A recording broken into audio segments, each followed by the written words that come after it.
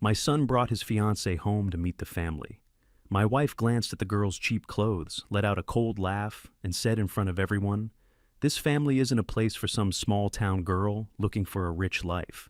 I stayed quiet and looked away. But then my son grabbed her hand and proudly introduced her full name and college major. I froze.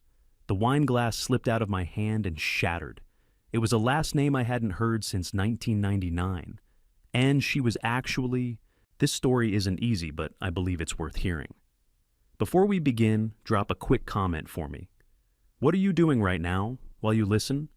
Driving, working, or maybe winding down for the evening? I truly appreciate you being here. Just a quick note, some details have been adjusted for storytelling and reflection. What matters most is the message it carries. I heard my son say, "I love her," through the half-open study door, and the inheritance file lay open on my desk, showing a surname that could destroy everything. At 55, I had spent 3 decades perfecting the art of appearing defeated, while holding final signature authority over 2 subsidiaries worth $180 million. My mother, Constance Prescott, 80 years old, and still commanding Prescott Holdings from her Westchester estate, believed she controlled the empire. I let her believe it. Control was her currency. Mine was information. That Thursday night, November 28th. I was working late in the library reviewing quarterly reports when I heard Everett's voice drift through the door, connecting to the adjacent study. My son, 20 years old, stood somewhere in that room, with his phone pressed to his ear, speaking with an unfamiliar tenderness that made me pause mid-calculation. "I love her," he said quietly. "Mom would never understand, but I don't care anymore." I set down my pen. Everett had never mentioned anyone seriously. He dated occasionally the sort of carefully vetted young women Vivica, my wife, introduced at charity galas. But this voice, this had weight. "Tamara's different," he continued. "She doesn't care about the money. When I told her about the trust fund, she actually got uncomfortable. Can you believe that? Ein bond? Ondigdas bestarend." I felt paternal concern shift into something sharper. A girl he'd never mentioned. A girl who knew about the family money. A girl he was planning to introduce to someone's family soon, based on the careful way he was navigating the conversation. "I'm meeting her mother next week," Everett said. "I know it's fast, but when you know, right?" I heard him laugh, the sound of a young man convinced he'd found something rare. Then footsteps. He was moving toward the door. I pretended to study the spreadsheet as he passed the library entrance. Phone still at his ear, completely unaware I'd overheard anything.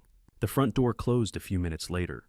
Everett was gone, probably heading back to his Columbia apartment. I sat in the leather chair my grandfather had commissioned in 1952 and tried to process what I'd heard. My son was in love. That should have made me happy. But something felt wrong. I walked into the study drawn by instinct I couldn't name. The inheritance selection file lay open on the desk, the annual review where family members updated beneficiary information and trust allocations. Everett must have been reviewing his paperwork before I arrived. In the margin of the 3rd page in his neat handwriting was a note, "Tamara Upshaw, Columbia Art History." The room tilted. Upshaw. That surname hit me like physical force, a name I hadn't allowed myself to think about in 25 years. My hand gripped the edge of the desk as memory flooded back with visceral clarity. Noreen Upshaw, 1999. I was 30 years old, already married to Vivica in the arrangement my mother had orchestrated, already trapped in the golden cage of Prescott expectations. Noreen worked as a curator's assistant at a small gallery in Queens. We met at an art acquisition event. She had no idea who I was, treated me like a person instead of a portfolio. And for 6 months, I lived a double life I knew couldn't last. My mother found out. She always found out. In April 1999, Constance sat me down in this very library and explained that Noreen Upshaw had accepted a very generous settlement to disappear. $200,000, a clean break. My mother showed me bank records, a signed agreement proof that the girl from Queens had taken the money and vanished. I never heard from Noreen again. My mother said she'd moved to California. I forced myself to believe it. I forced myself to forget. But I'd never forgotten the name. How many Upshaws could there be in New York with a daughter at Columbia the exact same age as my son? I stared at Everett's handwriting. Tamara Upshaw, Columbia Art History. The words blurred as my mind raced through possibilities I didn't want to consider. Upshaw wasn't a common surname. It wasn't impossible that this was a coincidence that some unrelated families shared the name that my son had simply fallen for a girl with no connection to my past. But the coincidences were stacking too high. Columbia. Art. The same university where I had endowed a scholarship in. No, I stopped that thought. I'd endowed that scholarship anonymously, a guilt offering I'd made years ago, to a field Noreen had loved. There was no way to trace it back to me. No way for her to know. Unless she'd always known. I pulled out my phone and opened a search browser, hands shaking slightly as I typed, Tamara Upshaw, Columbia. Student directory privacy settings blocked most results. But a university art show catalog from last spring appeared. I clicked through. There, a photograph of a young woman standing beside a mixed media installation. Dark hair, Noreen's cheekbones. 20 years old according to the caption. I did the math I'd been avoiding. Noreen disappeared in April 1999. If she'd been pregnant when my mother paid her off, if she'd carried that pregnancy to term, the child would have been born in late 1999 or early 2000, 24 or 25 years ago. The catalog said Tamara was 20, born in early 2004. The timeline was close, too close. The numbers didn't lie. 1999, 25 years, 20 years old. The math was simple, and it was destroying me. I set the phone down and tried to breathe. Maybe I was wrong. Maybe this girl was Noreen's niece or a cousin or completely unrelated. Maybe the age discrepancy meant I was inventing connections that didn't exist. But my son's voice echoed in my memory. I love her, and if I was right, if Noreen had been pregnant when she vanished, if my mother had paid off a woman carrying my child, if that child was now 20 years old and attending Columbia and dating my son, then Everett was in love with his own half-sister, and neither of them knew. I stood in that library with my hand gripping the edge of the mahogany desk, staring at a name I hadn't allowed myself to think about in decades. My son was in love. And if I was right about who this girl really was, that love would ruin both of them before they ever understood why. I needed to know if the past I'd buried had come back to destroy my children. The family safe opened with the same 6-digit code my mother had used for 40 years, and inside buried beneath trust documents and stock certificates. I found the photograph she should have destroyed. I'd waited until dawn, tracking Constance's routine with the precision I'd learned from years of surviving under her control. She took breakfast in the south parlor every morning at 6:30, a ritual as fixed as her conviction that the Prescott bloodline answered to her alone. That gave me 40 minutes in the East Wing study before she'd notice my absence from my own breakfast table. The safe sat behind a portrait of my grandfather, the founder who'd built this empire in the 1940s and died before he could see what his daughter would become. I swung the painting aside and entered the code 041952. April 19th, 1952. The day Prescott Holdings Incorporated. The door clicked open. Inside, everything was organized with my mother's obsessive precision. Trust documents in manila folders, stock certificates in acid-free sleeves, property deeds arranged chronologically. I pushed past the surface layer, searching for anything from 1999, anything with Noreen's name, anything that would confirm or deny the nightmare taking shape in my mind. My hands found a slim envelope tucked beneath a folder marked Closed Acquisitions 1995 to 2000. No label, no filing notation. Just a manila envelope that didn't belong in a safe full of legal instruments. I opened it. A single photograph slipped into my palm, 4 by 6 inches, slightly faded, dated April 9th, 1999, on the back in handwriting I didn't recognize. The image showed 2 people standing at the Hudson River, overlooking Cold Spring. I recognized myself immediately 30 years old, wearing the navy jacket I'd donated to charity a decade ago. My arm around a young woman in a blue sundress. The background was sharp River Mountain spring foliage, but the woman's face had been deliberately torn away. A ragged oval of absence where her features should have been. I remembered that dress. I remembered that afternoon. I remembered Noreen laughing as the wind caught her hair. Remembered thinking I would give up everything if it meant I could keep her. 2 weeks later, my mother told me Noreen had taken the money and disappeared. But she'd kept this photograph. Kept it for 25 years. Kept it hidden, but not destroyed. Filed under acquisitions like Noreen was just another asset to be managed and controlled. The face was torn away, but the dress remained. The river remained. The proof remained. "You're in my safe," a voice said from the doorway. That's bold even for you. I turned. Constance Prescott stood in the threshold with her arms crossed, 80 years old, but still carrying herself like a general surveying occupied territory. Her spine was rigid despite decades of wielding power through whispered threats and strategic cruelties. She wore her mourning pearls and a dove-gray suit that probably cost more than most people earned in a month. Her eyes sharp cold, calculating fixed on the photograph in my hand. She didn't look surprised. She looked prepared. Who tore this photograph, Mother? I asked, keeping my voice level. She stepped into the study and closed the door behind her. Ancient history isn't your concern. Your son's future is. Answer the question. I did what was necessary. She crossed to the desk and sat in the leather chair like she owned every molecule of air in the room. She did technically. The estate, the holdings, the empire all still in her name until the trust transferred on her death. That girl was entirely unsuitable. I removed her. You moved on. We don't revisit closed chapters. You paid her off. I solved a problem. Constance's tone was clinical, discussing a business transaction. $200,000, she signed a separation agreement and left New York. You had a wife, a future. Responsibilities. I protected the family. How long had she been waiting for me to come looking for this photo? I held up the torn photograph. Why keep evidence of what you did? For the first time, something flickered in her expression. Not guilt, calculation. Insurance, she said simply. People forget arrangements. Documentation prevents misunderstandings. What misunderstandings? She ignored the question. Everett will marry by spring. I've prepared a list of suitable families. The pivot was so abrupt, it took me a moment to process. What? Your son? She said, enunciating each word like I was slow to comprehend. He's 20 years old. It's time to secure appropriate connections. The Ashford family has a daughter graduating from Princeton. The Sutherlands have twins, both acceptable. I'll arrange introductions. He's 20 years old, I repeated. He has time. Time is exactly what we don't have. Constance stood and walked to the window, her back to me. Some mistakes repeat themselves unless we act. Your son has been seen with an entirely unsuitable girl. Art student, no family connections, no assets. I won't allow history to repeat. My chest went cold.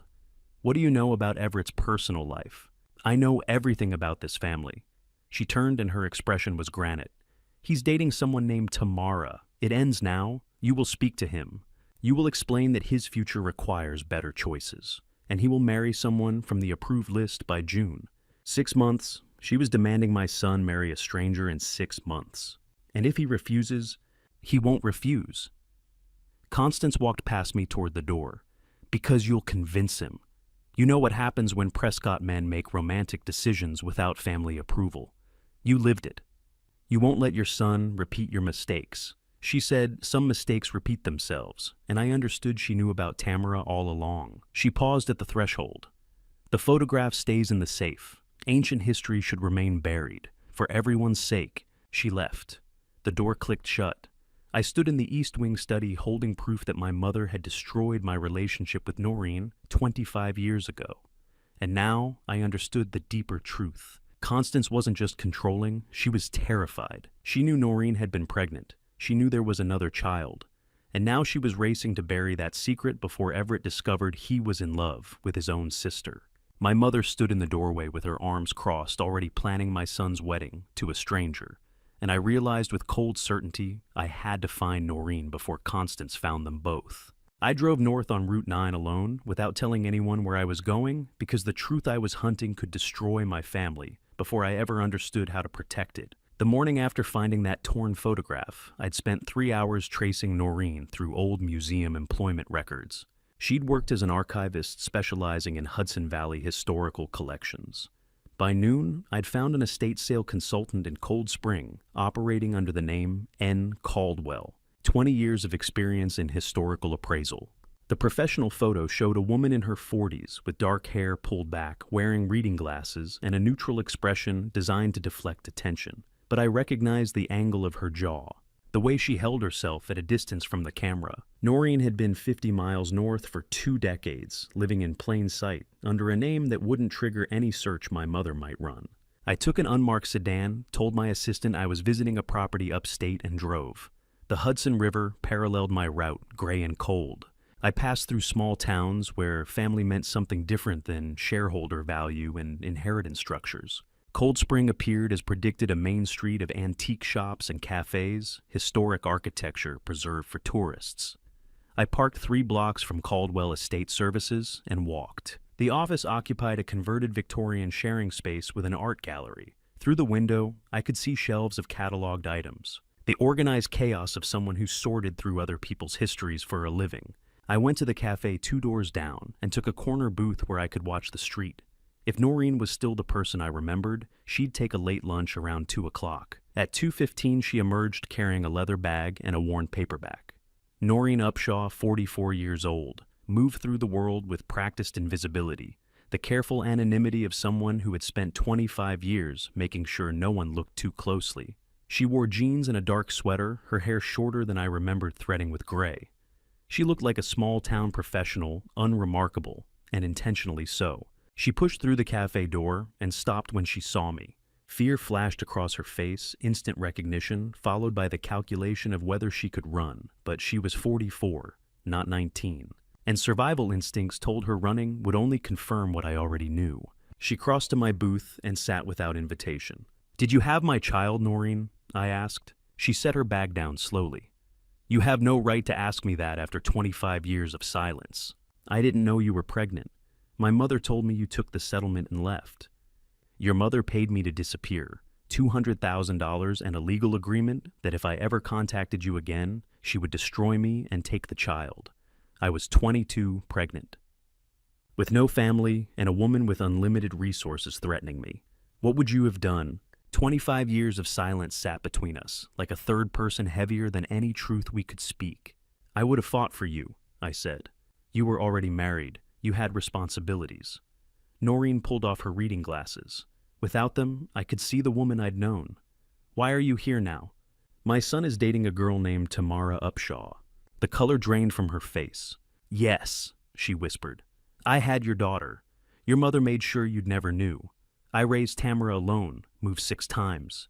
In 5 years, changed my professional name. Built a life where Constance Prescott would never find us. And she has no idea who her father is because telling her would put her at risk. She's at Columbia. Full scholarship, art history. She earned it herself." Noreen's hands were shaking. "She's brilliant and kind and nothing like your family." "She's dating my son," I said. "They're in love and they're half-siblings." Noreen closed her eyes. "No, how would they even? At same age, same campus, no idea they share DNA." I leaned forward. "My mother found out. She's demanding Everett marry someone else within 6 months. She knows Noreen. She's always known about Tamara." The cafe door opened. A young woman walked in dark hair and a ponytail, wearing a Columbia sweatshirt and carrying an overstuffed backpack. She headed straight for our booth. "Mom, I thought you were working until 3. She stopped seeing me. "Oh, sorry, I didn't mean to interrupt." Tamara Upshaw, 20 years old, stood 3 feet away with art history texts visible through her bag's open zipper, completely unaware that she was looking at her biological father for the first time. She had my bone structure, the high cheekbones that ran through every Prescott for 3 generations, the same green-gray eyes that looked back at me from Everett's face every morning, the distinctive arch of eyebrows that appeared in family portraits dating back to my grandfather. The resemblance wasn't subtle. It was undeniable. "Tamara, this is an old friend from the city," Noreen said, her voice remarkably controlled. "We were just catching up." "Nice to meet you." Tamara smiled, polite and warm. "I'm just grabbing lunch before heading back to campus. Big paper due Monday." "Art history," I managed. "Renaissance iconography. Fascinating but brutal," she laughed. "Anyway, I'll leave you 2 alone. Mom, I'll be back Sunday, okay?" She ordered coffee to go, waved at her mother, and left. She smiled at me, her father, and had no idea. None at all. I watched my daughter walk out of that cafe to drive back to Columbia, where my son was waiting, where they had already met, where a love neither understood was pulling them toward catastrophe. Noreen's hand trembled as she gripped her coffee cup. "She mentions a boy sometimes," she whispered. "From her economics class. His name is Everett. Dean Wolf's office was 3 blocks from my corporate headquarters, close enough to reach in 8 minutes, far enough that no one from my world would ever notice I was there. I needed proof, Not speculation, not timeline calculations, not maternal instinct about my mother's capacity for cruelty. I needed documented evidence of what Constance did in 1999, and I needed someone who could find it without triggering her surveillance network. Dean Wolfe came recommended through channels I'd cultivated over years of quiet rebellion against my mother's control. A board member's divorce attorney knew a forensic accountant, who knew an investigator who specialized in cases where wealthy families tried to bury inconvenient truths. The referral came with a single line of endorsement: he finds what doesn't want to be found. The office occupied the third floor of a building that had seen better decades. No receptionist, no corporate branding. Just a frosted glass door with a name stenciled in black letters and a buzzer that required 3 rings before anyone answered. Dean Wolfe opened the door himself. 45 years old, built like someone who'd done physical work before sitting behind desks, with the kind of weathered face that suggested he'd seen enough human ugliness to be surprised by very little. He wore jeans and a button-down shirt, no tie, no pretense of corporate polish. "You're Prescott," he said, not a question. "Yes." "Come in. Leave your phone on the desk by the door. What I show you doesn't get recorded." I complied. He led me into an office that looked like an evidence room, filing cabinets, computers with multiple monitors, whiteboards covered in timelines and connections written in precise handwriting. This was a man who built his investigative career on finding paper trails others thought were erased. "I need to know what my mother did in 1999, I said without preamble, "and I need to know today." Dean sat behind his desk and pulled out a legal pad. "Family cases are always the ugliest. What am I looking for specifically? A woman named Noreen Upshaw. She was paid to disappear in April 1999. I need to know the exact terms of that arrangement, who facilitated it, and what happened after she took the money." "You think your mother did more than just pay her off?" "I know she did. I need proof." Dean studied me for a long moment. "This is about protecting someone. 2 people, my children, and I have very little time." He named a retainer that would have made most people flinch. $50,000 non-refundable with additional billing at $500 an hour. I wrote the check without hesitation. "Preliminary findings by end of day," Dean said, taking the check. "Full investigation takes longer, but I can tell you within 12 hours if there's a prosecutable case." I left his office at 10:30 and returned to Prescott Holdings to maintain the fiction of normalcy. Board meetings, budget reviews, the performance of being a man who wasn't watching his family disintegrate in real time. Dean called at 4:30. Get back here," he said. "You need to see this." I made an excuse about a property inspection and drove back to his office. He'd converted the whiteboard into a timeline that made my blood run cold. 5 separate incidents targeting Noreen Upshaw across 25 years. Dean said, walking me through it. Break-in attempt in Queens 2001. Witness reported seeing a man fleeing when alarm triggered, but nothing was stolen. Hit and run, near miss in Brooklyn, 2006. Driver mounted the sidewalk where she was walking. Missed by inches, never caught. Apartment fire in Cold Spring, 2012. Arson investigators ruled it suspicious, but couldn't prove cause. Mugging attempt with a knife in 2018. Car brake tampering in 2023. I stared at the timeline. 5 attempts. 5 times someone had tried to kill Noreen. "My mother," I said. Dean nodded. "Pattern is consistent with professional hits made to look accidental or random. Each incident filed under different jurisdictions, so no one connected them. But aggregated, it's clear. Someone wanted Noreen Upshaw dead very badly. But she's alive. That's the strange part." Dean pulled up security footage on his computer. Every single attempt failed, not because she got lucky, because someone intervened. He showed me 3 separate files. The first was a police report from the 2001 break-in. Witness statement mentioned seeing 2 men, one fleeing, one pursuing. The second was grainy security camera footage from 2012 showing the apartment fire. In the background, barely visible. A figure in dark clothing, helping residents evacuate before firefighters arrived. The third was crystal clear footage from 2023. A man in a dark jacket approaching Noreen's car in a parking garage, checking underneath, examining the wheel wells. Who protects a woman for 25 years without ever making contact, without ever asking for payment? "It's same person," I asked. Dean zoomed in on the 2023 footage, enhancing the image until I could see the man's profile. 40s athletic build, professional movements that suggested military or law enforcement training. I cross-referenced witness descriptions from all 5 incidents. Height, build, movement patterns. It's the same operative. This man has been keeping Noreen Upshaw alive since at least 2001, maybe earlier. I sat down heavily. Someone had been protecting Noreen for a quarter century. Through 5 assassination attempts orchestrated by my mother, someone had been there, watching, intervening, keeping her alive. Who would do that? I asked. Who would protect her for 25 years? Dean pulled up the clearest footage, the 2023 parking garage incident. The protector disabled whoever had tampered with Noreen's brakes, then vanished before police arrived. Professional, precise, committed. And someone with resources training and a reason, Dean said. Question is, did you hire him, or did someone else?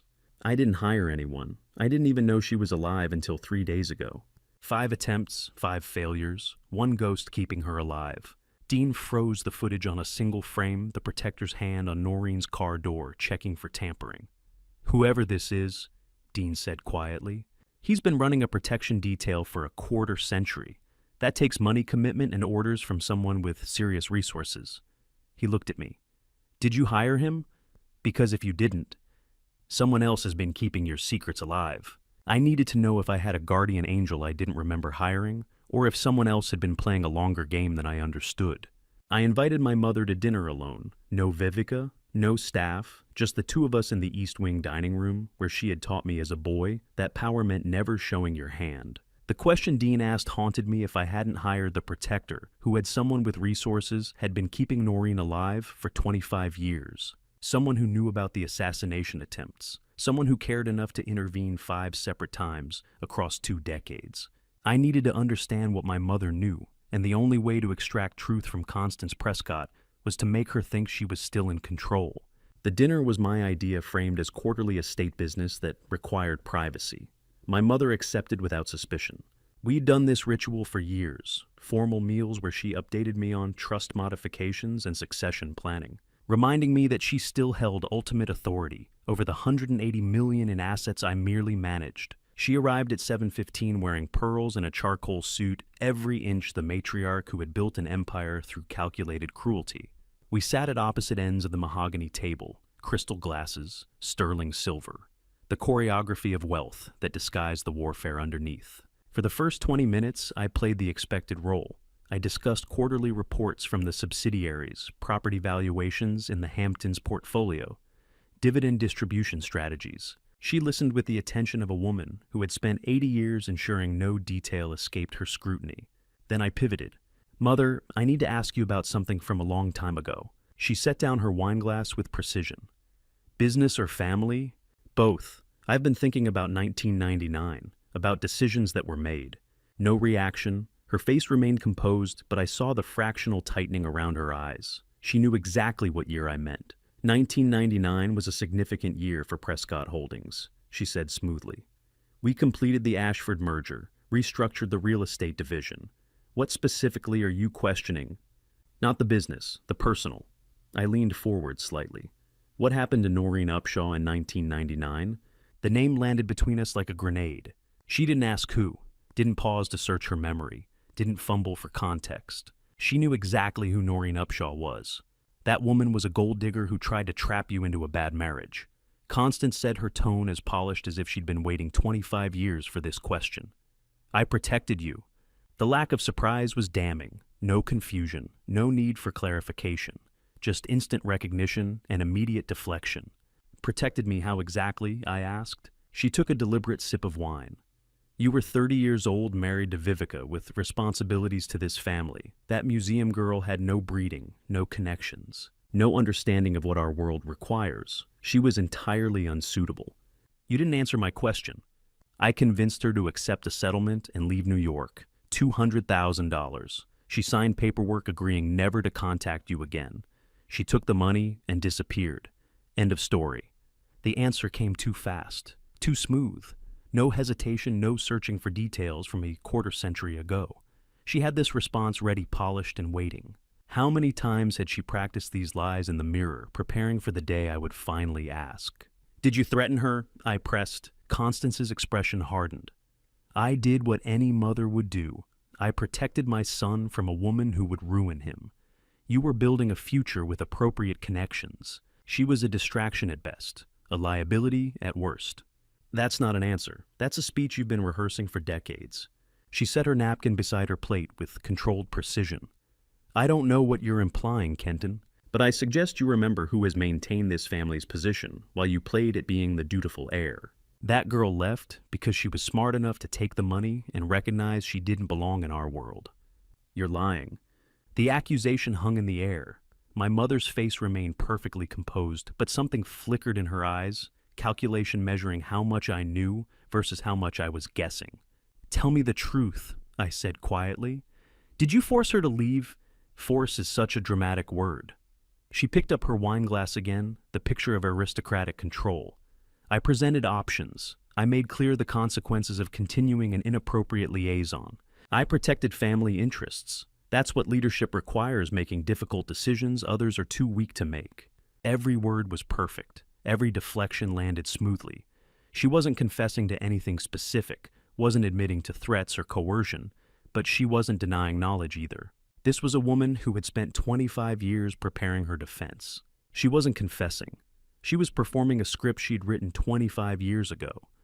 What if I told you she's still alive? I asked. Constance paused for exactly 2 seconds, long enough to suggest surprise, short enough to maintain composure.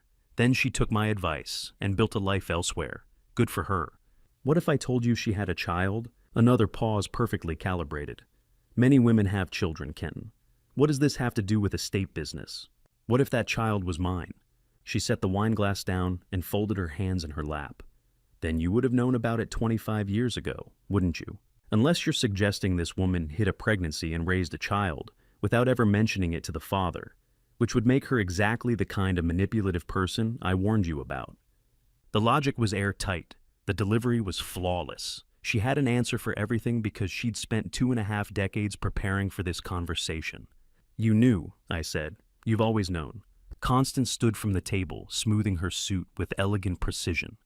You're chasing ghosts, Kenton. That woman is gone. Let her stay gone. Focus on your actual family, your wife, your son, the legacy you're supposed to be preserving. But I had seen it. In the millisecond before her mask returned, I had seen the truth. She knew Noreen wasn't gone. She knew exactly where Noreen was, and she knew about Tamara. My mother folded her napkin with surgical precision.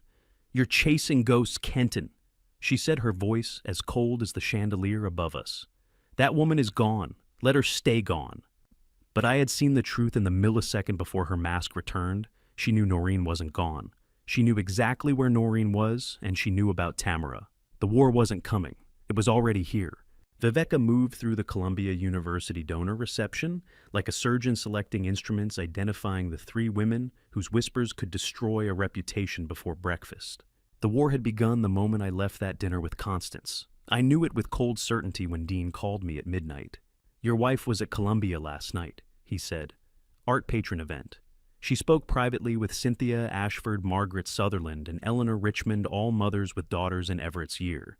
3 different girls received calls from their mothers this morning with the same story. Watch out for a gold digger named Tamara Upshaw, targeting the Prescott heir.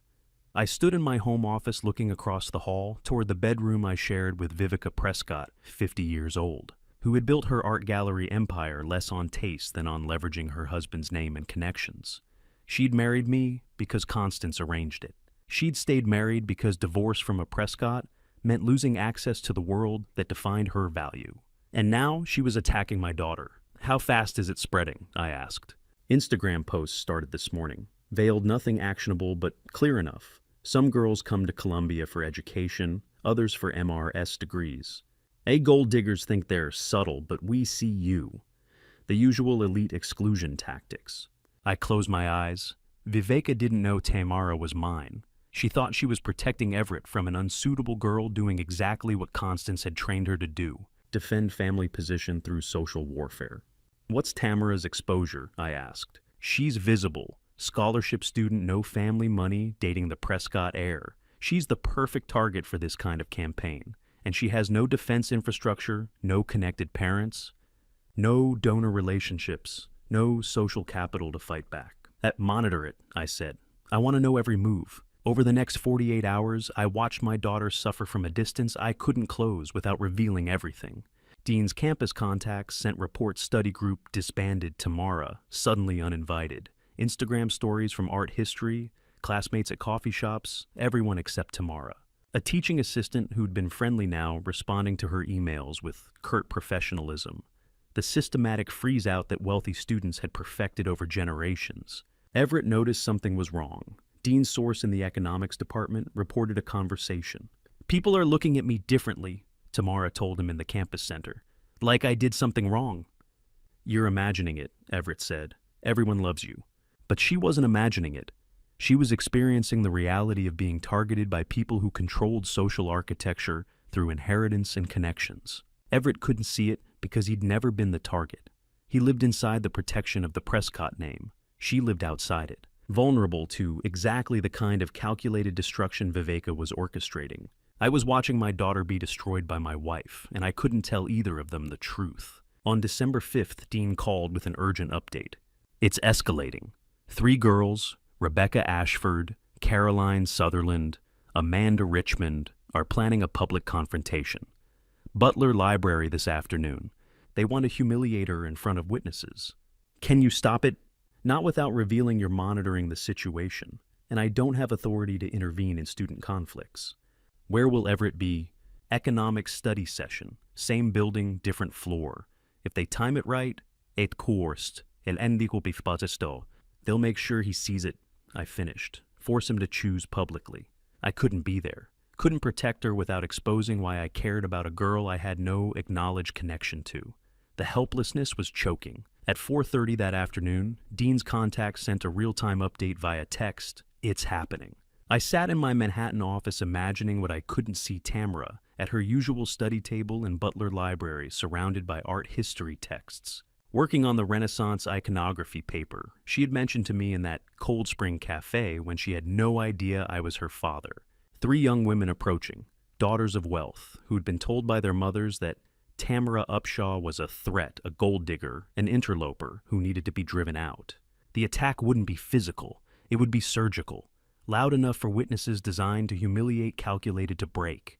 Dean called 5 minutes later.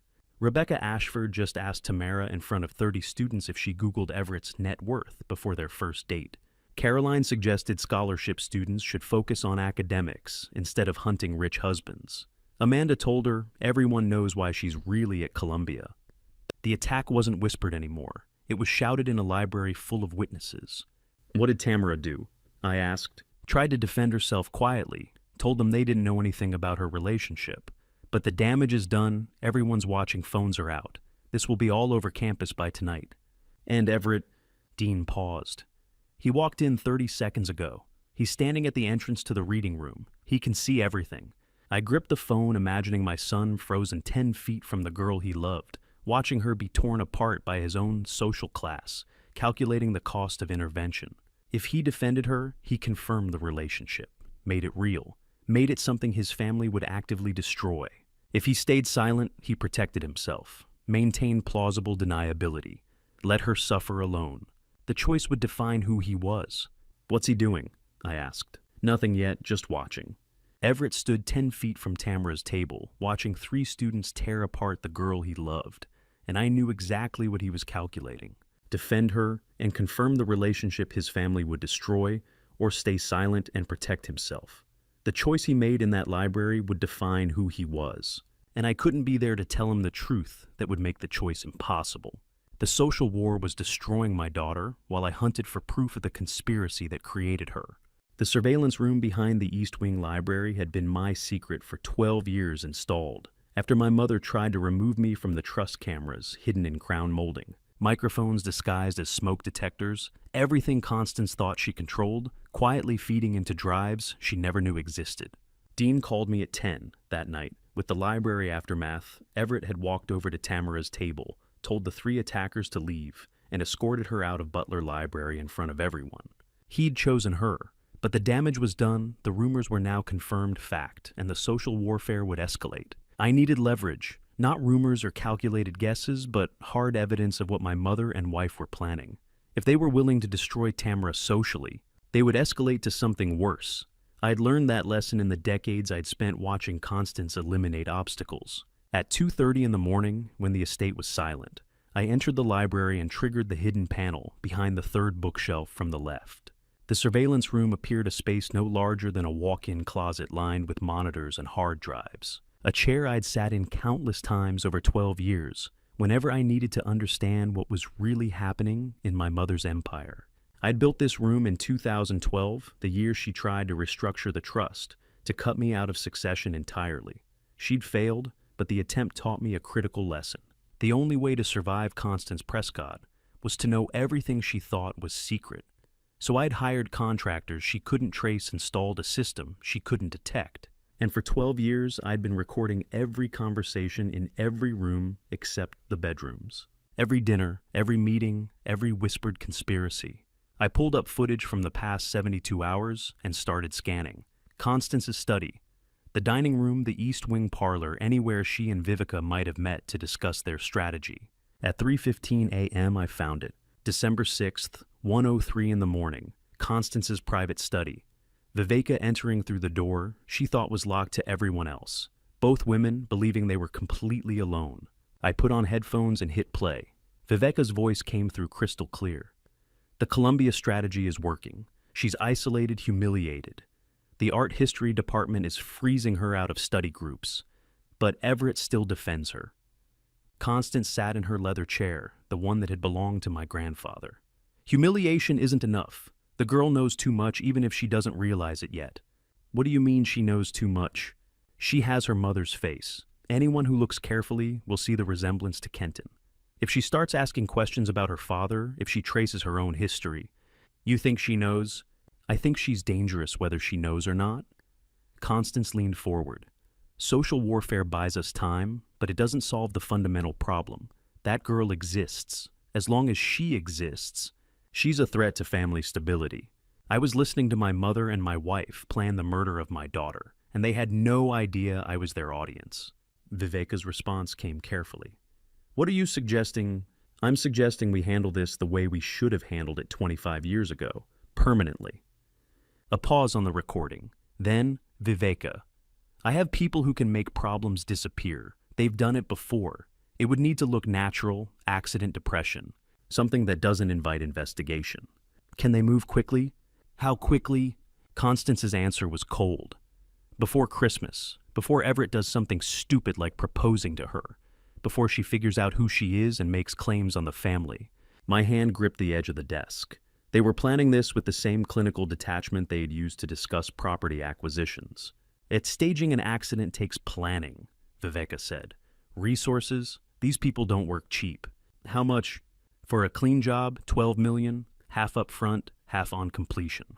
$12 million. The number landed like a physical blow. They were putting a price on my daughter's murder. Constance didn't hesitate. I'll arrange the transfer, offshore accounts untraceable, but I want it done before winter break. Students scatter, people disappear for holidays. It's the perfect window. Accident or suicide? Viveka asked. Which plays better publicly? I don't care how it looks. I care that she's gone before Christmas. Make it happen. The recording continued with logistics account numbers, contact protocols, plausible deniability structures. But I'd heard enough. Before Christmas, my mother said. 2 weeks. They had given my daughter 2 weeks to live. I stopped the playback and sat in the darkness, forcing myself to breathe.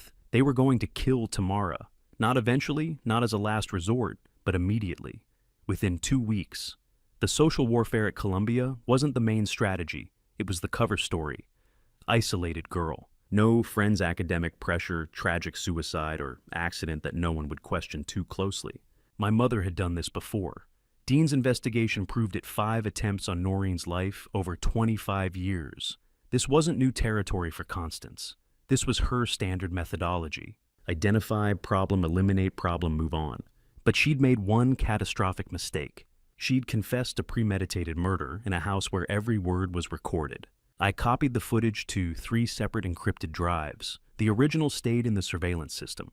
1 copy went into my personal safe deposit box. 1 went to a lawyer I trusted more than family. The 3rd I would give to Dean Wolfe with instructions to deliver it to federal authorities if anything happened to me.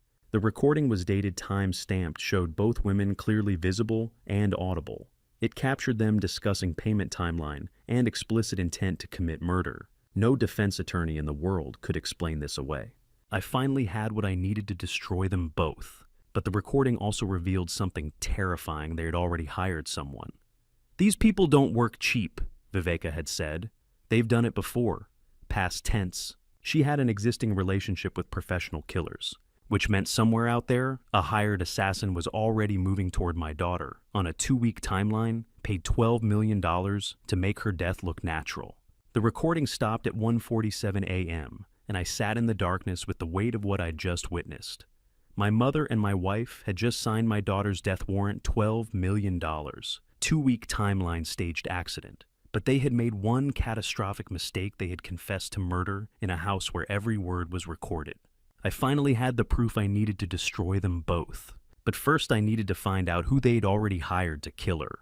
Dean answered on the first ring at 3:42 a.m., and before I could tell him about the recording, he said, "I found the money trail. Meet me at a storage facility in the Bronx at dawn." I had the surveillance footage showing my mother and wife planning murder.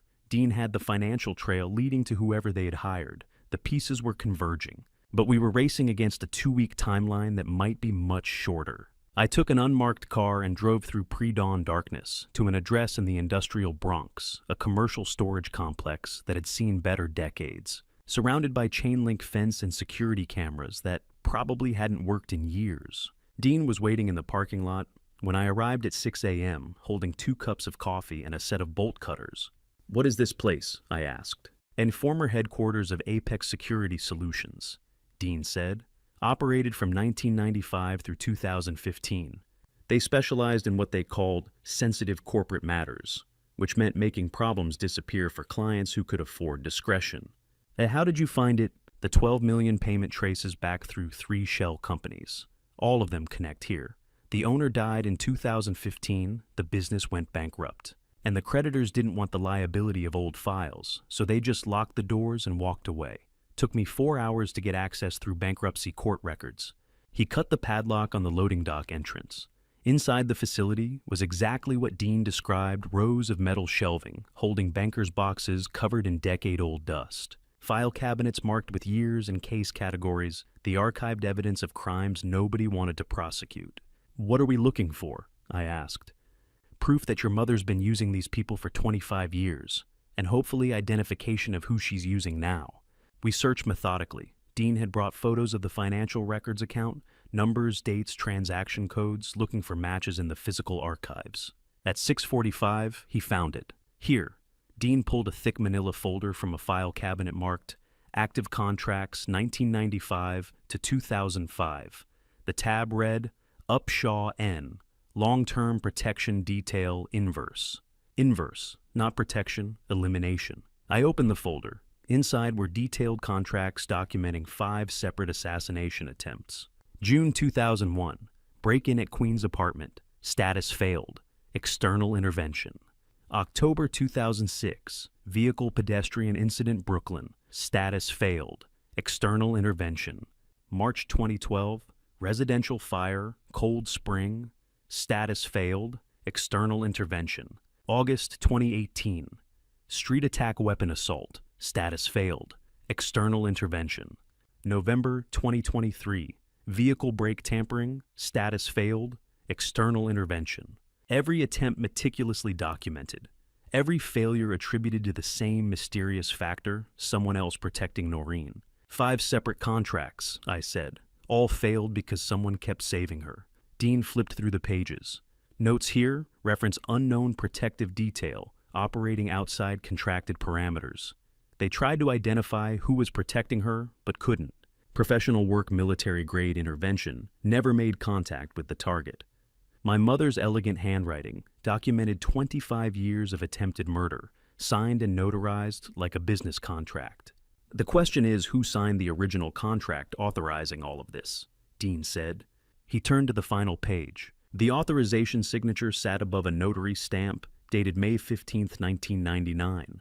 The handwriting was distinctive, elegant, unmistakable. I had seen it on birthday cards, trust documents, corporate memoranda for 55 years. Constance Margot Prescott. Dean pulled comparison samples from his briefcase estate documents, board minutes, stock certificates bearing my mother's verified signature. He laid them side by side with the contract authorization. Perfect match. The characteristic loop on the capital C, the terminal flourish on the final T, the way she crossed her P with slightly more pressure than the downstroke.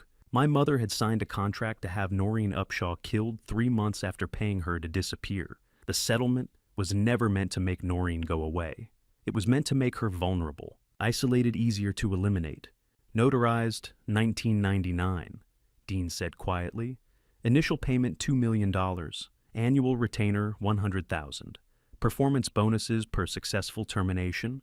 I read the contract terms. It wasn't just a one-time hit. It was an ongoing relationship, a kept assassin, someone my mother paid yearly to remain available, to keep trying until the target was eliminated or the contract was terminated. Look at the renewal clause, Dean said. I found it in the appendix, contract renewable annually upon client authorization and payment of retainer. Non-renewal requires 90-day written notice. Dean flipped to the payment ledger attached to the file. 25 years of transactions all cleared. $100,000, January of every year, like clockwork, including January 2024. The retainer was active. Right now, today. Someone was waiting for the call to kill my daughter. She's been paying this assassin for 25 years, I said, and he's still under contract, which means the $12 million payment isn't hiring someone new, Dean said. It's activating someone who's been on retainer for decades, someone who knows the target, knows the pattern, knows how to make it look natural. My hands were shaking. The clinical precision of it was overwhelming. My mother hadn't just tried to kill Noreen once and moved on. She'd maintained a professional relationship with a killer for 25 years, renewing annually, keeping him available for the moment when elimination became necessary again. Dean turned to the final ledger entry. Look at this. December 6th, 2024, 2 lines. Activation bonus $500,000. Wire confirmed. Final payment upon completion, $11,500,000. Held in escrow. The same night I'd recorded Constance and Vivica's conversation. The same night they'd discussed the 2-week timeline. They hadn't just planned the murder. They had already activated the killer. Dean turned to the appendix pages showing payment ledger. 25 years of $100,000 deposits all cleared. But the final entry made my blood stop. December 6th, 2024. Activation bonus, $500,000. Wire confirmed. The same night I recorded Constance and Viveka's conversation. They hadn't just planned the murder. They had already activated the killer. My daughter had maybe days, not weeks, and I didn't know who was coming for her. Through the surveillance feed, I watched my mother arrange papers on her desk like a prosecutor preparing for trial. And my 20-year-old son walked into her study with no idea he was about to be dismantled. The assassin was activated. Somewhere out there, a professional killer was moving toward Tamara on a timeline I couldn't predict. I needed Dean to identify who from the contract files. Needed to establish protection, needed to act. But first, I had to witness this Constance's next move in real time, captured on cameras she still didn't know existed. Everett had been summoned for what Constance called an important family meeting regarding his future. He arrived at 7:30, dressed in the casual confidence of someone who'd never been truly afraid of his own grandmother. Viveka was already there, seated beside Constance in a show of unified parental authority. I watched from the surveillance room as my mother smiled, the expression she used when she was about to destroy someone while convincing them it was for their own good. "Everett, sit," Constance said. "We have extraordinary news." He sat across from them, cautious but curious. "What kind of news?" "The London School of Economics has a specialized program," Constance began. 3 years highly selective full scholarship. Only 10 students accepted globally. I pulled considerable strings to secure your placement. A's? I saw Everett's expression shift, flattered then, suspicious. LSE? That's prestigious, but what? Viveka asked. Most students would be grateful for this kind of opportunity. Why now I'm in the middle of junior year? This doesn't make sense. Constance leaned forward. Because opportunities like this don't wait. You leave January 10th, 3-year commitment with guaranteed placement in top London financial firms afterward. This is your path to independence, Everett. Real independence, not the trust fund allowance you've been living on. I could see him calculating. January 10th was 5 weeks away. 3 years in London meant 3 years away from Colombia, away from Tamara. This is about her, Everett said quietly. This is about Tamara. Constance didn't flinch. This is about your future. That girl is a campus distraction. She's not a distraction. I love her. You're 20 years old, Viveka said, her tone sharpening. You don't know what love is. You know infatuation. You know rebellion against family expectations. What you don't know is how quickly unsuitable attachments can destroy everything you're supposed to become. Everett stood. I'm not doing this. I'm not leaving Columbia, and I'm not leaving Tamara because you've decided she's not good enough for the Prescott name. Constance's smile disappeared. Sit down. The command had weight. Everett sat.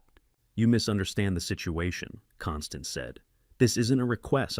This is a choice. Accept the LSE program and end your inappropriate relationship with that girl, or lose everything. Trust fund access, frozen immediately. Columbia connections severed. I sit on 3 boards that fund your scholarships. The Prescott name, which has opened every door you've walked through, weaponized against you instead. You can't. I absolutely can, and I will.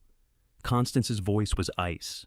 You're not the only one at risk here, Everett. That girl Tamara has built a fragile position at Columbia. Scholarship student.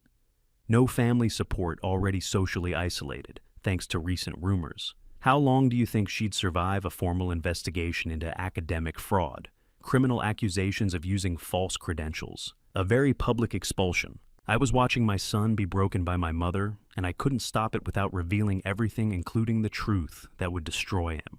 Everett's face went pale. She hasn't done anything wrong? That's irrelevant, Viveka said. What matters is what we can make people believe. Refuse this opportunity and we'll make sure that girl never works in this city again. We'll make her name synonymous with fraud. Every future employer will see the accusations first. This isn't about protecting me, Everett said. This is about control. This is about you choosing wisely between a girl and your entire future, Constance said. You can go to London, build a real career, and spare her the consequences of your stubbornness. Or you can cling to campus romance and watch us destroy her completely. The trap was perfect. Everett could defy them and lose everything while watching Tamara suffer worse, or he could comply and believe he was protecting her through distance. My mother was a master. She'd framed surrender as noble sacrifice. Everett sat in silence for a long time. I could see him aging in real time, the weight of impossible choices pressing down on 20-year-old shoulders. If I sign this, he finally said, his voice hollow, you leave her alone completely. You have my word, Constance said. The girl will be untouched. The pause before untouched was deliberate, a promise that meant nothing. Viveka slid papers across the desk. Study abroad agreement, departure January 10th, 3-year commitment, sign here. The pen touched paper. My son signed away his future to save the sister he didn't know he had. His hand shook as he wrote his name. Viveka witnessed the signature, making the document legally binding. Everett didn't look up, just pushed the papers back across the desk and stood. Can I go? He asked. Of course, Constance said warmly. And Everett, you made the right choice. You're protecting her from something much worse than a broken heart. He left without responding. The door closed behind him with quiet finality. I had recorded the entire extortion. Every threat, every manipulation, every illegal coercion captured on surveillance that would stand up in any court. Evidence that would destroy both Constance and Viveka completely. But I'd paid for that evidence with my son's devastation. Constance waited exactly 10 seconds after Everett's departure. Then she turned to Viveka with the cold smile I knew too well. The boy's handled, she said. Now proceed with the permanent solution. I want the Upshaw girl gone before he leaves for London. No delays, no failures this time. Viveka nodded. I'll confirm the activation. Target timeline within 72 hours. Make it look natural. Accident suicide. Something that won't invite investigation. It's already arranged. Everett left the study with slumped shoulders, believing he'd made a noble sacrifice. Constance waited until the door closed, then turned to Viveka with a cold smile I could see perfectly on camera. The boy's handled, she said. Now proceed with the permanent solution. I want the Upshaw girl gone before he leaves for London. The false defeat was complete. My son thought he'd protected Tamara by leaving, but he'd just removed the only witness who might notice when the assassin moved. I scheduled the meeting for 2 p.m. on December 10th at the trust offices in Westchester, sent formal invitations to my mother and wife, and spent the morning practicing how a defeated man holds his shoulders. 72 hours. That's what Constance had given the assassin. I'd watched the surveillance footage 3 more times, memorizing every word, every gesture, building the case I would eventually use to destroy them both. But first, I needed them overconfident victorious, certain they'd won. The trust attorney's conference room overlooked rolling hills that had belonged to Prescott family interests since the 1940s. Oak paneling, leather chairs, the architectural language of old money that believed itself permanent. I arrived early and positioned myself at the far end of the table, not the head where authority sat, but 3 seats down where someone surrendering territory might choose. I wore a suit that needed pressing, carried documents and folders that looked hastily assembled, let exhaustion show in my posture. Constance and Vivica arrived exactly on time. My mother wore her pearl gray suit, the armor of executive power. Vivica carried a designer bag that probably cost more than most people earned in a month. They expected confrontation. Instead, they found me staring at paperwork like a man who'd run out of fight. Thank you for coming," I said, not standing. "I called this meeting because I've been fighting battles I can't win. It's time to acknowledge reality." Constance sat at the head of the table, her natural position. "This is unexpected. What exactly are you proposing? A restructuring that gives you the control you've always believed you should have." I slid documents across the polished wood. Everett's decision to study abroad was a wake-up call. I've been so focused on managing the business that I lost sight of what matters: family harmony. The trust attorney, a man named Harrison who'd worked with Prescott Holdings for 15 years, reviewed the documents I'd prepared. His expression was carefully neutral, but I could see the surprise. He'd expected me to fight any transfer of authority, not initiate it. How long would it take them to realize that a man who built a surveillance empire would never surrender without embedding his own insurance? Vivica studied the cover page. "What are these subsidiaries?" "The Media Acquisition Division and the European Real Estate Portfolio," I said. "Combined asset value of $340 million. I'm proposing operational control transfers to a family oversight board chaired by Constance. All major decisions would require board approval." Constance read more carefully now. "And your role: advisory, legal compliance oversight. The structure allows board majority rule on operations." I paused as if the next words cost me. "I retain certain signature authorities for regulatory requirements, but effective control would be yours." It was perfect bait. The language appeared to grant her power while burying my veto authority in technical clauses about fiduciary responsibility and legal mandates. Harrison had helped me craft it unknowingly, believing I was genuinely seeking compromise. "Why now?" Vivica asked. 2 weeks ago, you wouldn't have considered this." 2 weeks ago, I thought I could manage everything alone. Then I watched my son choose London over Colombia because of family conflict. I don't want Everett's future destroyed because I was too proud to admit my mother's judgment might be better than mine. The lie tasted like ash, but I delivered it with the conviction of a man who'd lost. Constance reviewed every page. She was thorough, always had been. But she was also reading through the lens of victory, seeing what she wanted to see her son finally capitulating, finally acknowledging her superior position. "The trust attorney can verify the legal structure," I said. "I want this done correctly." Harrison nodded. "The documents are legally sound. The operational transfer is clear, Mr. Prescott retains certain authorities related to regulatory compliance and fiduciary duty standard (NTZ). Structures like this, but daily management and strategic decisions would indeed rest with the family board." Constance set the papers down. "This is a good start. A start, not acceptance." I'd known she'd push for more. "But it's incomplete," she continued. "If we're restructuring for family harmony, we need to be thorough. I want full trust administration and permanent appointment irrevocable." Vivica leaned forward. "And the Manhattan penthouse should transfer to my name. I've supported this family for 25 years. Call it compensation." They didn't want reconciliation. They wanted annihilation. I let the silence stretch, appearing to absorb the additional demands with the defeated expression of someone who'd already surrendered the important battles and couldn't muster energy to fight over details. "Those are significant changes," I said quietly. "I need time to review with counsel. How much time? Constance asked. A week, maybe 2. The trust administration role requires board approval across multiple entities. 1 week, Constance said. It wasn't a negotiation. I nodded slowly. I'll have revised documents prepared. Harrison began collecting papers. I'll draft the amendments for review. Given the scope of changes, we should schedule a follow-up meeting for December 17th. Constance stood, and the meeting was over. She'd gotten what she came for: total capitulation and a timeline for complete victory. Viveka gathered her things, already mentally spending the penthouse sale value. This is the right decision, Kenton. Family should come first. They left together, my mother and my wife, discussing their triumph in voices just loud enough for me to hear through the closing door. Harrison stayed behind, organizing documents. Are you certain about this? He asked quietly. These are substantial concessions. I'm tired of fighting, I said, maintaining the performance. Sometimes you have to recognize when you've lost. He nodded sympathetically, seeing what I wanted him to see, a man broken by family warfare, choosing peace over power. What he didn't see was the morality clause buried in Section 12, subsection 4, paragraph 3 of the Trust Amendment. Language preserving my authority to freeze all assets within 24 hours upon documented proof of domestic violence conspiracy to harm family members or financial fraud against trust beneficiaries. Constance and Viveka left the trust office with triumph written across their faces, already planning how to spend the fortune they believed they'd seized. They didn't know that the documents they had just celebrated contained carefully buried language preserving my authority to trigger the morality. A clause that would freeze every asset within 24 hours if I could prove domestic violence or conspiracy to harm family members.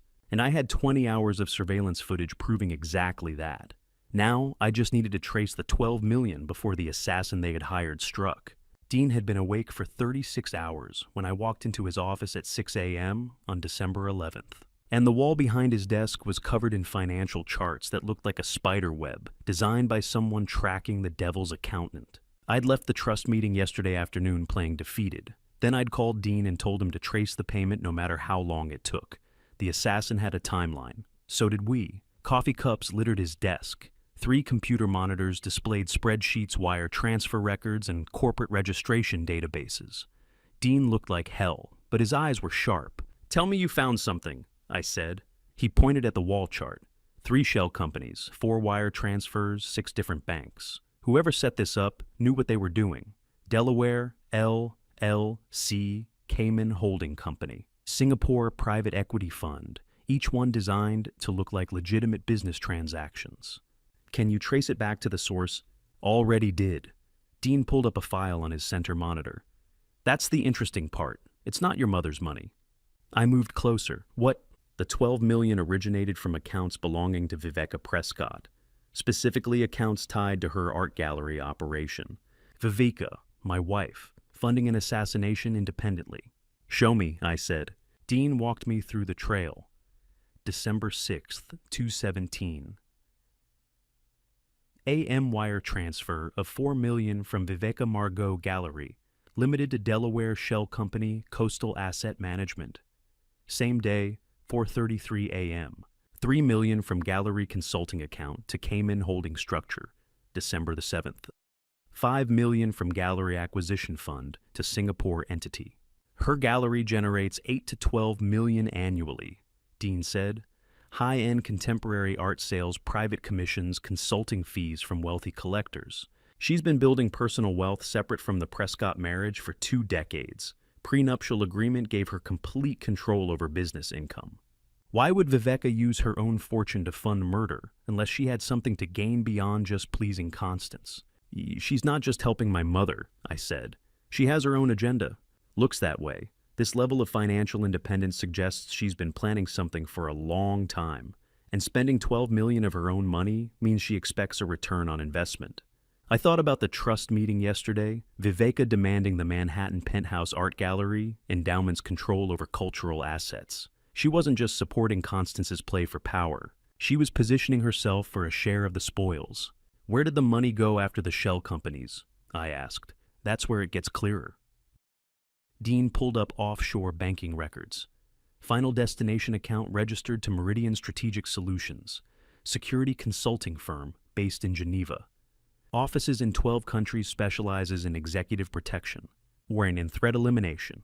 I finished. Dean nodded. They're careful. Everything appears legitimate on paper: bodyguards, risk assessment, corporate security. But if you know what to look for in their account activity, you see the pattern. High-value payments structured as consulting fees, activation bonuses, escrow arrangements tied to measurable outcomes. He showed me the Meridian account ledger. December 6th, $500,000 deposit notation, activation fee, contract 47B. Same day, $11.5 million transferred to escrow account notation, performance completion, pending verification. What's the payment structure? I asked. Activation fee clears immediately. That's the $500,000. It means the contractor accepted the job and is actively working. The remaining $11.5 million releases only upon confirmed completion of contract terms. Confirmed death. Exactly. They won't pay until there's proof the target is eliminated. My hands were shaking. When is the contract scheduled for completion? Dean pulled up the contract metadata. December 20th, 10 days from now. The full payment triggers automatically if the contractor uploads confirmation by that deadline. 9 days.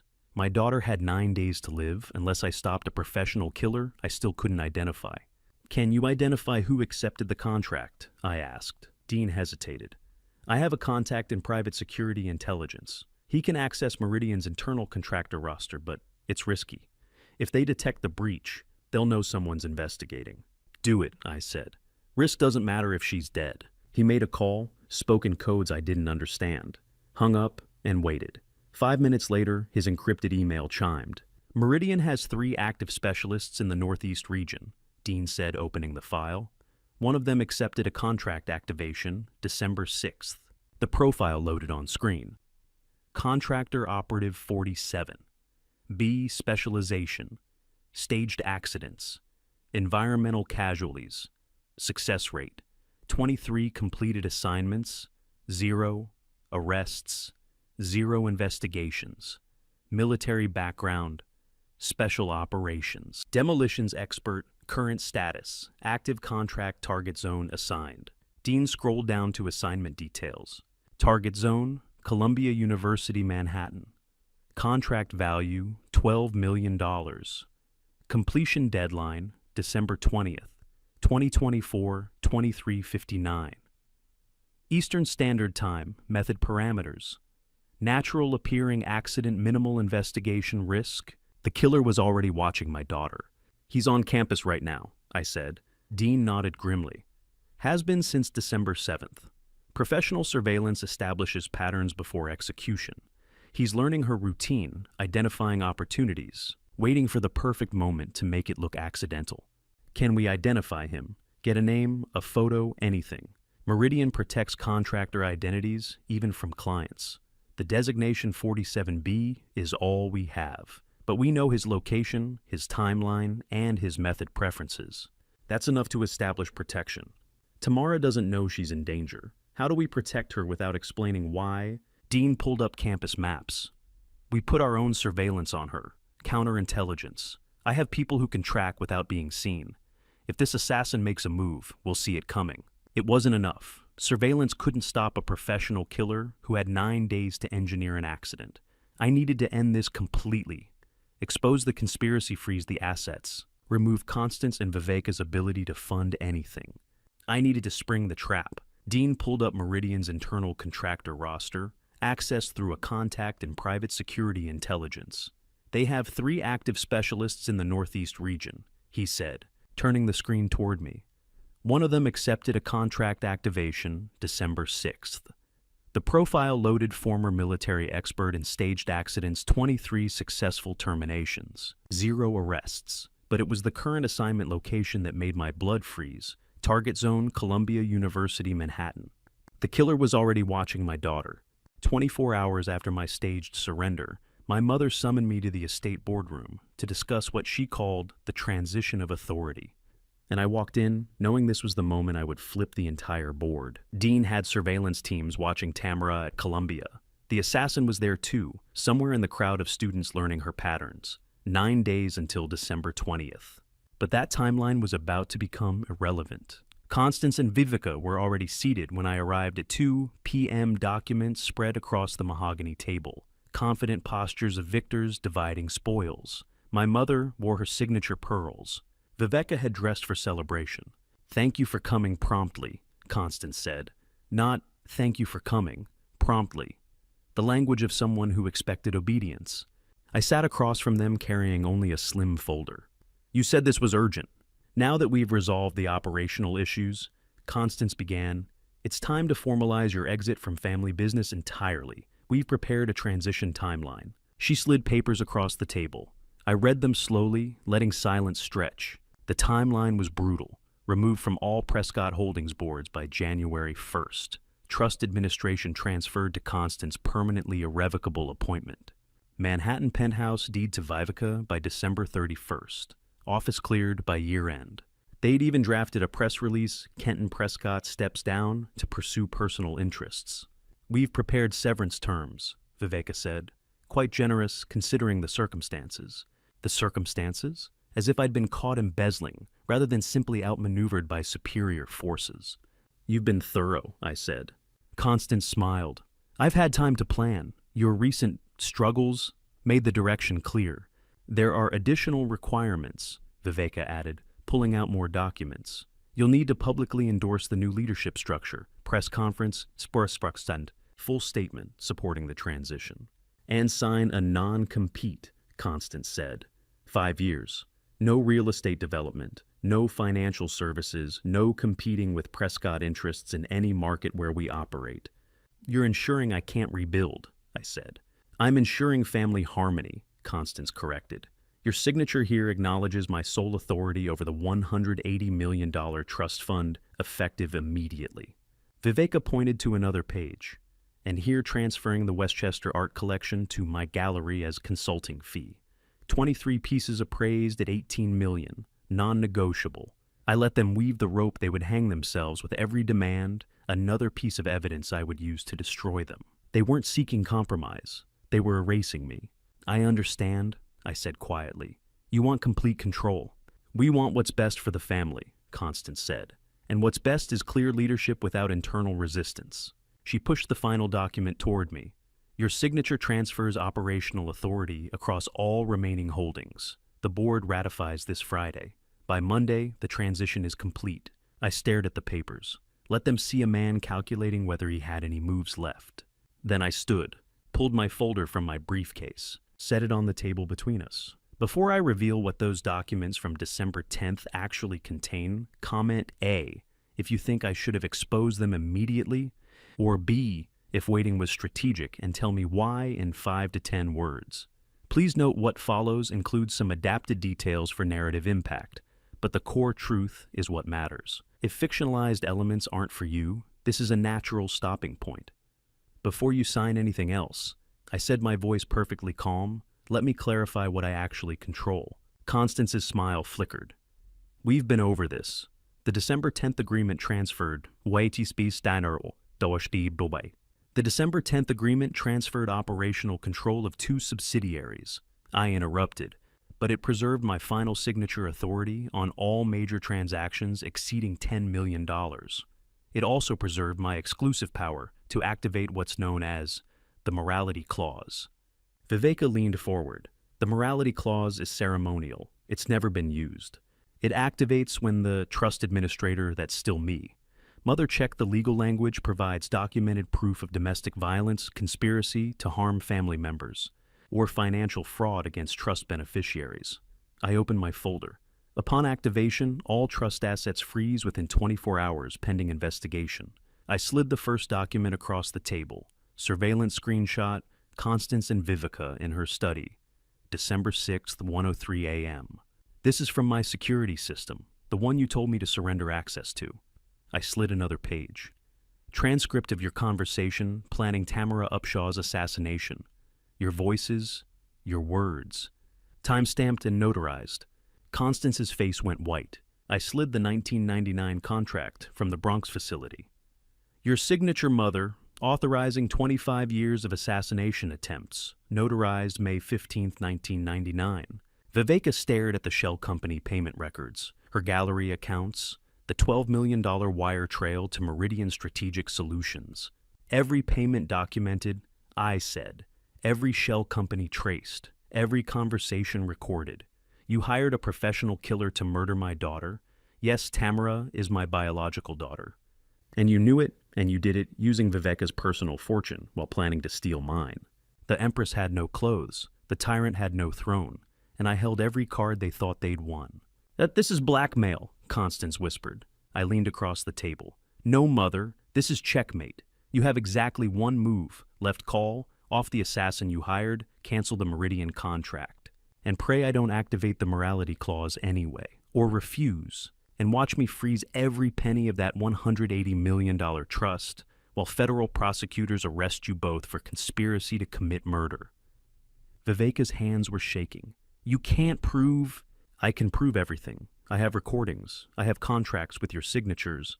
I have financial trails showing the payments. Dean Wolfe has already compiled the evidence package for federal authorities. It's sitting in his office right now, ready to file the moment I give the word. Constance's hands shook as she stared at the surveillance screenshots, showing her own handwriting on the 1999 assassination contract. Viveka's face had gone white, realizing every shell company payment was documented. This is blackmail, Constance whispered. I leaned across the table. No, mother, this is checkmate, and you have exactly one move left. Stop the assassin you hired, or watch me activate the morality clause and freeze every penny while the police arrest you both for conspiracy to commit murder. The war had just gone from shadow to sunlight. Dean's text arrived at 3:47 p.m. Your mother just entered Columbia campus, heading toward Tamara's dorm, and I knew that a cornered predator is always most dangerous. 60 minutes after I delivered checkmate in the estate boardroom, Constance had left the building without a word.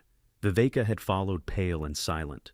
I'd thought they were regrouping, calculating their next move with the cold strategy that had sustained them for decades. I was wrong. Constance was done with strategy.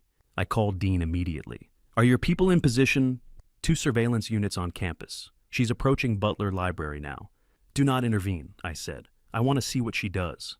3 minutes later, Dean sent video feed from his team's phone camera.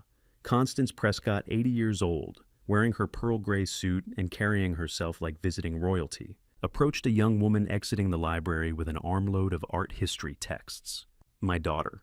I put in my earpiece and listened. Miss Upshaw. Constance's voice was gracious warm. I'm Constance Prescott Everett's grandmother. Might we speak privately? Yes. Tamara looked surprised. Everett never mentioned you were visiting campus. This visit concerns you specifically. 5 minutes of your time. I could hear the caution in Tamara's response. What about your relationship with my grandson? I think we should speak candidly, young woman, to someone who understands how these things work. Tamara hesitated, then nodded. 5 minutes. They walked together toward a quiet alcove near the campus edge, away from the main foot traffic. Dean's team followed at a distance, camera still running. Constance was making this public reckless, desperate everything she'd never been before. The ancient predator had lost her calculation. Once they were alone in the alcove, Constance's tone changed. I'll be direct, she said. Your pursuit of Everett is an unfortunate mistake. This relationship cannot continue. Tamara's voice went careful. Everett and I care about each other. That's not your decision. You seem like an intelligent girl. Surely you understand that families like ours protect themselves. You come from a modest background, Queens, I believe, raised by a single mother.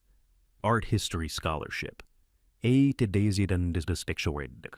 do you know that I make it my business to know threats to my family? Constance's voice was ice wrapped in silk. Girls from your background who overreach often find themselves disappointed. Scholarship students are particularly vulnerable. Reputation once destroyed never recovers. Through the earpiece feed, I heard Tamara's sharp intake of breath. Then rustling, she was moving something in her pocket. Her phone, I realized. She was recording this. Are you threatening me, Mrs. Prescott? I'm offering you wisdom. Young women face dangers in this city. Columbia has had tragic incidents before accidents stress the pressures of academic life, overwhelming fragile students. Through Dean's earpiece feed, I listened to my mother threaten my daughter's life, and the ancient woman had no idea she was signing her own arrest warrant. I'm not fragile, Tamara said, and I'm not leaving Everett because you think I'm not good enough for your family. Constance's composure cracked. I heard it in her voice, the control-slipping desperation pushing through decades of practiced civility. "You don't understand what you're dealing with," she said, voice dropping low. "I have resources. I have people who handle problems. Girls like you disappear every day in Manhattan. Runaways, suicides, accidents that no one questions too closely. You're threatening to kill me." Tamara's voice shook but held steady. "Because I'm dating your grandson." Then I heard it, the sound of Constance's hand gripping fabric. Tamara's small gasp. "Accidents happen to girls like you," Constance said, close enough that the phone mic picked up every word crystal clear. "Columbia has had tragic incidents before. A fall from a dorm window, accidental drowning in the Hudson, a mugging gone wrong in Morningside Park. This city is dangerous for vulnerable young women who make poor choices. Let go of me. I'm simply observing that young women in your position should be very, very careful. I have people who specialize in unfortunate incidents. They're quite good at making things look natural. Walk away from Everett or you'll discover exactly how dangerous Manhattan can be. Accidents happen to girls like you." She said it out loud on a Columbia University campus. And Tamara's phone recorded every word. Tamara pulled away. "I'm not going anywhere, and I'm not afraid of you." Constance's laugh was bitter. "Then you're more foolish than I thought. Remember this conversation, Miss Upshaw. Remember that I gave you a chance to do this the easy way." Footsteps, Constance walking away. Through the video feed, I watched my mother leave campus, her back straight, her step measured, completely unaware that she'd just committed felony criminal threat in front of surveillance teams and a recording device. Dean's voice came through the earpiece. "She's clear of campus. Our teams have the encounter documented from 3 angles, audio and video." My phone rang, unknown number. I answered. "Hello," a young woman's voice shaking. I found this number in Everett's contacts under Dad Direct Line. A woman just threatened to kill me. She said she was Everett's grandmother. She said..." "Tamara," I said quietly. "I know, I heard everything. How did you..." "Send me the recording from your phone, right now. And stay exactly where you are. You have protection you don't know about. Dean Wolf's surveillance team has been watching you since December 7th. Silence. Then, "Who are you? Why are you protecting me?" "Because you're my daughter," I said. "And because that woman who just threatened you is going to prison." Tamara called me 30 seconds after Constance left, voice shaking. "A woman just threatened to kill me. She said she was Everett's grandmother." I closed my eyes, feeling the trap snap shut. "Ace, send me the recording," I said. "And stay exactly where you are. You have protection you don't know about." My mother had just handed me the final piece of evidence I needed, delivered in her own voice, time-stamped and geolocated on a college campus with security cameras everywhere. The endgame had begun. The text from Everett arrived at 9:23 a.m. "I know what my grandmother did to Tamara. We need to talk, Dad." And I realized my son had finally seen through the lies, but for all the wrong reasons. Tamara had sent me the recording within minutes of our phone call yesterday. Constance's voice crystal clear, making explicit death threats on a college campus. Then she'd asked the question I'd been dreading. "Why did you say I'm your daughter?" I'd told her we would talk soon, that she was safe, that everything would be explained. But I hadn't expected Everett to learn about the campus confrontation so quickly. He called at 9:30. "Tamara told me," he said, without preamble. "Grandmother cornered her at Columbia, threatened her, said accidents happen to girls like her." "I know," I said carefully. "When did she tell you?" "Last night. She was terrified. She sent me the recording." His voice was tight with fury. "I've been up all night connecting everything. The study abroad coercion, Mom's social warfare campaign, grandmother's marriage demands. This wasn't about protecting me. It was about destroying anyone who threatened their control." My son had seen the pattern. He'd assembled the evidence, recognized the systematic manipulation. He just didn't know the real reason behind it. "What are you going to do?" I asked. "I'm meeting Tamara this afternoon. We need to decide if we're strong enough to fight my family or if loving each other means letting go." The decision I'd been hoping to prevent. "Everett, there's more to this than you. I know there's more. I know grandmother is capable of actual violence. I know they'll never stop trying to separate us. That's what we need to talk about." He hung up before I could say anything else. Dean called 10 minutes later. "Your son just texted Tamara requesting a meeting at the coffee shop near campus, 2 p.m. Should we intervene?" "No," I said. "Let them talk. but keep surveillance close. The assassin is still out there. At 2 p.m., I watched through Dean's remote feed as my children met in a quiet corner of the coffee shop. Everett looked exhausted. Tamara looked haunted. "I'm sorry," Everett said immediately, "for all of it. My family, the threats, everything you've endured because of me." Tamara showed him her phone. "Your grandmother said this. Every word." I couldn't see Everett's face clearly on the feed, but I saw his shoulders tighten as he listened to the recording, Constance's voice cold and precise, describing how accidents happen to vulnerable young women. "We need to end this," Everett said when it finished. "End what? The relationship or the threats? I won't let them hurt you. I'll walk away from all of it, the money, the family, the inheritance. We can build a life away from them." Tamara's laugh was bitter. "And then what? We spend the rest of our lives running, looking over our shoulders. Your grandmother has resources. You heard the recording? She has people who specialize in making problems disappear. Is that love, Everett, or is that selfish? They were making the right decision for entirely the wrong reasons, and I couldn't tell them the truth that would validate their choice while destroying them." "And then what do we do?" Everett asked. "Just give up?" "I don't know," Tamara said quietly. "I love you, but I'm also not stupid enough to think love conquers everything. Your family has been systematically destroying me for weeks. The social isolation, the rumors, the threats, it's not going to stop. And if we stay together, it escalates. So we let them win. We stop letting them use us as weapons against each other." Tamara's voice was stronger now. "You accept LSE. You go to London in January. I finish Columbia without a target on my back. We protect each other by letting go. That's not protecting, that's surrendering. Sometimes surrender is the moral choice. Sometimes walking away is the only way to keep the people you love safe."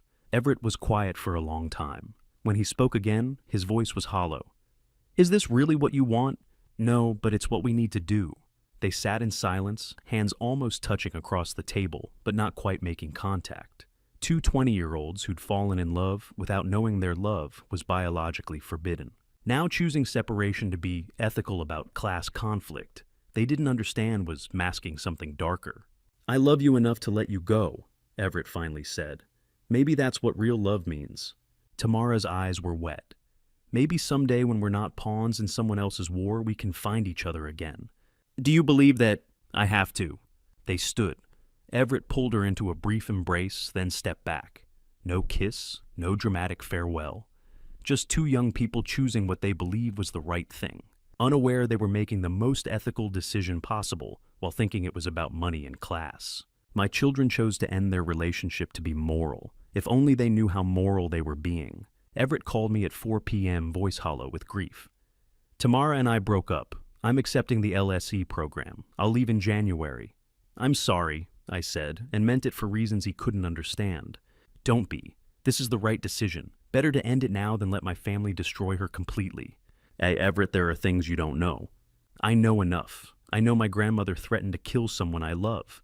I know my mother orchestrated a social warfare campaign. I know you've been trying to protect me from all of it. That's enough." He hung up. I sat in my office after Everett called to tell me they had ended it, his voice hollow with grief, and I held the truth in my throat like poison. I could tell him now, tell them both why their separation was biologically necessary. Not just socially wise, but the assassin was still active, the trap wasn't complete, and revealing the incest would shatter them before I could guarantee their safety. So I let my son believe he'd made a noble sacrifice when the truth was so much darker than nobility. The final trap had to spring before the truth could land. Dean arrived at the estate at midnight with tactical surveillance equipment, and I had one revelation left that would reframe everything he thought he understood about this case. The mysterious protector wasn't a mystery to me at all. The children had made their choice, Everett to London, Tamara to finish Columbia, alone both believing they'd sacrificed love for morality. I let them make that decision without revealing the biological truth that made their separation essential. But now the clock was ticking toward December 20th, and the assassin Viveka hired was still active, still watching, still waiting for the perfect moment. We met in my private study, the one room without surveillance cameras, the space where I'd planned moves my mother would never see coming. Dean spread tactical maps across the desk. Professional killers like Operative 47B wait for moments of concentrated vulnerability. Family gatherings. public events. Anywhere the target is stationary with plausible chaos for cover. We give him exactly that, stage controlled with you and me pulling the strings. What kind of event, Don? I asked. Tomorrow night, final transfer of inheritance rights. You Constance Viveka Trust attorneys. Big ceremony, formal signing, exactly the kind of ego stroke your mother can't resist attending. We leak it through channels she monitors, make it look like you're finally capitulating completely. Tomorrow is fast. Can we be ready? We can if you're willing to bet everything on one play.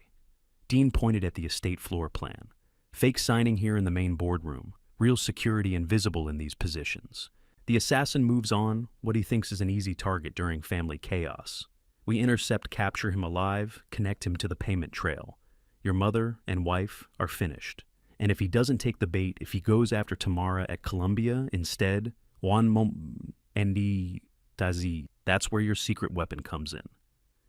Dean pulled up surveillance photos from the past 25 years, the shadow figure appearing seconds before danger. The protector, the one who's been saving Noreen Upshaw for 2.5 decades. It's time you tell me who he is, because if we're betting Tamara's life tomorrow night, I need to know our backup plan. I walked to the study door and knocked twice. It opened. Harlan Jennings stepped inside, 42 years old. Moving through shadows with the lethal professionalism of someone who'd spent 15 years in Secret Service protection, details before going private, he wore dark tactical clothing, carried himself like a weapon that only fired when necessary, and his eyes scanned the room with automatic threat assessment before settling on Dean. Dean, meet Harlan Jennings, I said. I hired him 25 years ago to keep Noreen Upshaw alive. Dean stood slowly. The mysterious protector. You've been running him this whole time. 5 successful interventions. Harlan said, his voice quiet and controlled. 0 contact with the principal. 25-year retainer paid quarterly through offshore accounts. Mr. Prescott plays very long games. Dean looked at me with something between respect and disbelief. You hired him in 1999, before your mother's first assassination attempt. I hired him the week after Noreen disappeared, I corrected. I couldn't stop my mother directly without revealing I knew about her plans, but I could make sure Noreen survived whatever Constance sent her way. Every near miss, every failed attempt, Harlan was there first. What would Noreen have thought if she'd known that every time death came for her, I was the one sending the guardian angel to turn it away? Why didn't you tell me earlier? Dean asked. Because I needed you to investigate without bias. If you'd known I had protective details running for 25 years, you'd have questioned every finding. This way, you confirmed independently what I already knew. My mother is a serial conspirator, and Harlan is very good at his job. Harlan crossed to the desk and studied the estate floor plan. Tomorrow night's ceremony. If Operative 47B takes that bait, where do you want him? Alive, I said. I need him on record connecting payments to targets. Dead assassins can't testify. And if he moves on the girl at Columbia instead of the estate, Harlan asked. Then you do what you've done 5 times before. You stop him, but this time you make contact. You tell Tamara exactly who hired you and why. The truth comes out either way tomorrow night. Dean pulled up the operational timeline. Fake signing ceremony 7 p.m. December 16th. We leak it to Constance through her trust attorney confidential memo about final capitulation. Kenton signing away remaining authority. She and Vivica will attend because they can't resist watching you surrender publicly. They'll suspect a trap, I said. Let them suspect. Their assassin is already contracted and activated. If they don't trigger him at the ceremony, he'll move independently on Tamara before the deadline. Either way, we're positioned. Harlan tapped the Columbia campus map. I'll maintain close protective detail on the girl from 0600 tomorrow through ceremony time. If 47B makes any approach, I intercept. But I need to know what's my authority if this goes kinetic. Whatever you need, I said. Tamara's safety is the only absolute priority. And the boy Everett? He's leaving for London in 3 weeks. Once the assassin is captured and my mother is arrested, he's safe. But Tamara is the active target. Dean began packing his equipment. I'll position surveillance van outside the estate by 5 p.m. tomorrow. Cameras covering every entrance audio in the boardroom. Backup team ready to move on your signal. The moment the assassin shows intent, we document everything and call in law enforcement with the evidence package already compiled. What about my mother's response when she realizes it's a trap? I asked. By the time she realizes, Dean said, the morality clause will already be activated assets frozen, and federal prosecutors will have 25 years of documented conspiracy. There's no response that saves her. Tomorrow night, 24 hours. Everything I'd built for 25 years would either save my children or collapse into ruins. We synchronized watches. Harlan would shadow Tamara starting at dawn. Dean would establish surveillance nest by late afternoon. I would perform my final act of defeated heir, sitting at my mother's table, signing documents that meant nothing, while the real power played out in shadows and surveillance feeds. Dean packed his surveillance equipment. Harlan disappeared into the night to shadow Tamara's dorm, and I stood alone in the study where my mother had ruled for decades. Tomorrow evening, I would sit at that same table and pretend to sign away my power while assassins, investigators, and family converged for the final confrontation. The trap was perfect, but perfect traps still require someone to walk into them. And I still didn't know if my mother was desperate enough to pull the trigger with one day left.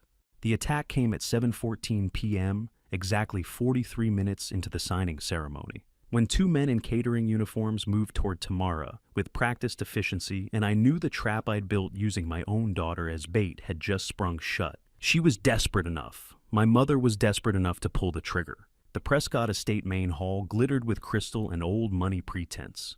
30 guests gathered to witness what they believed was my final capitulation.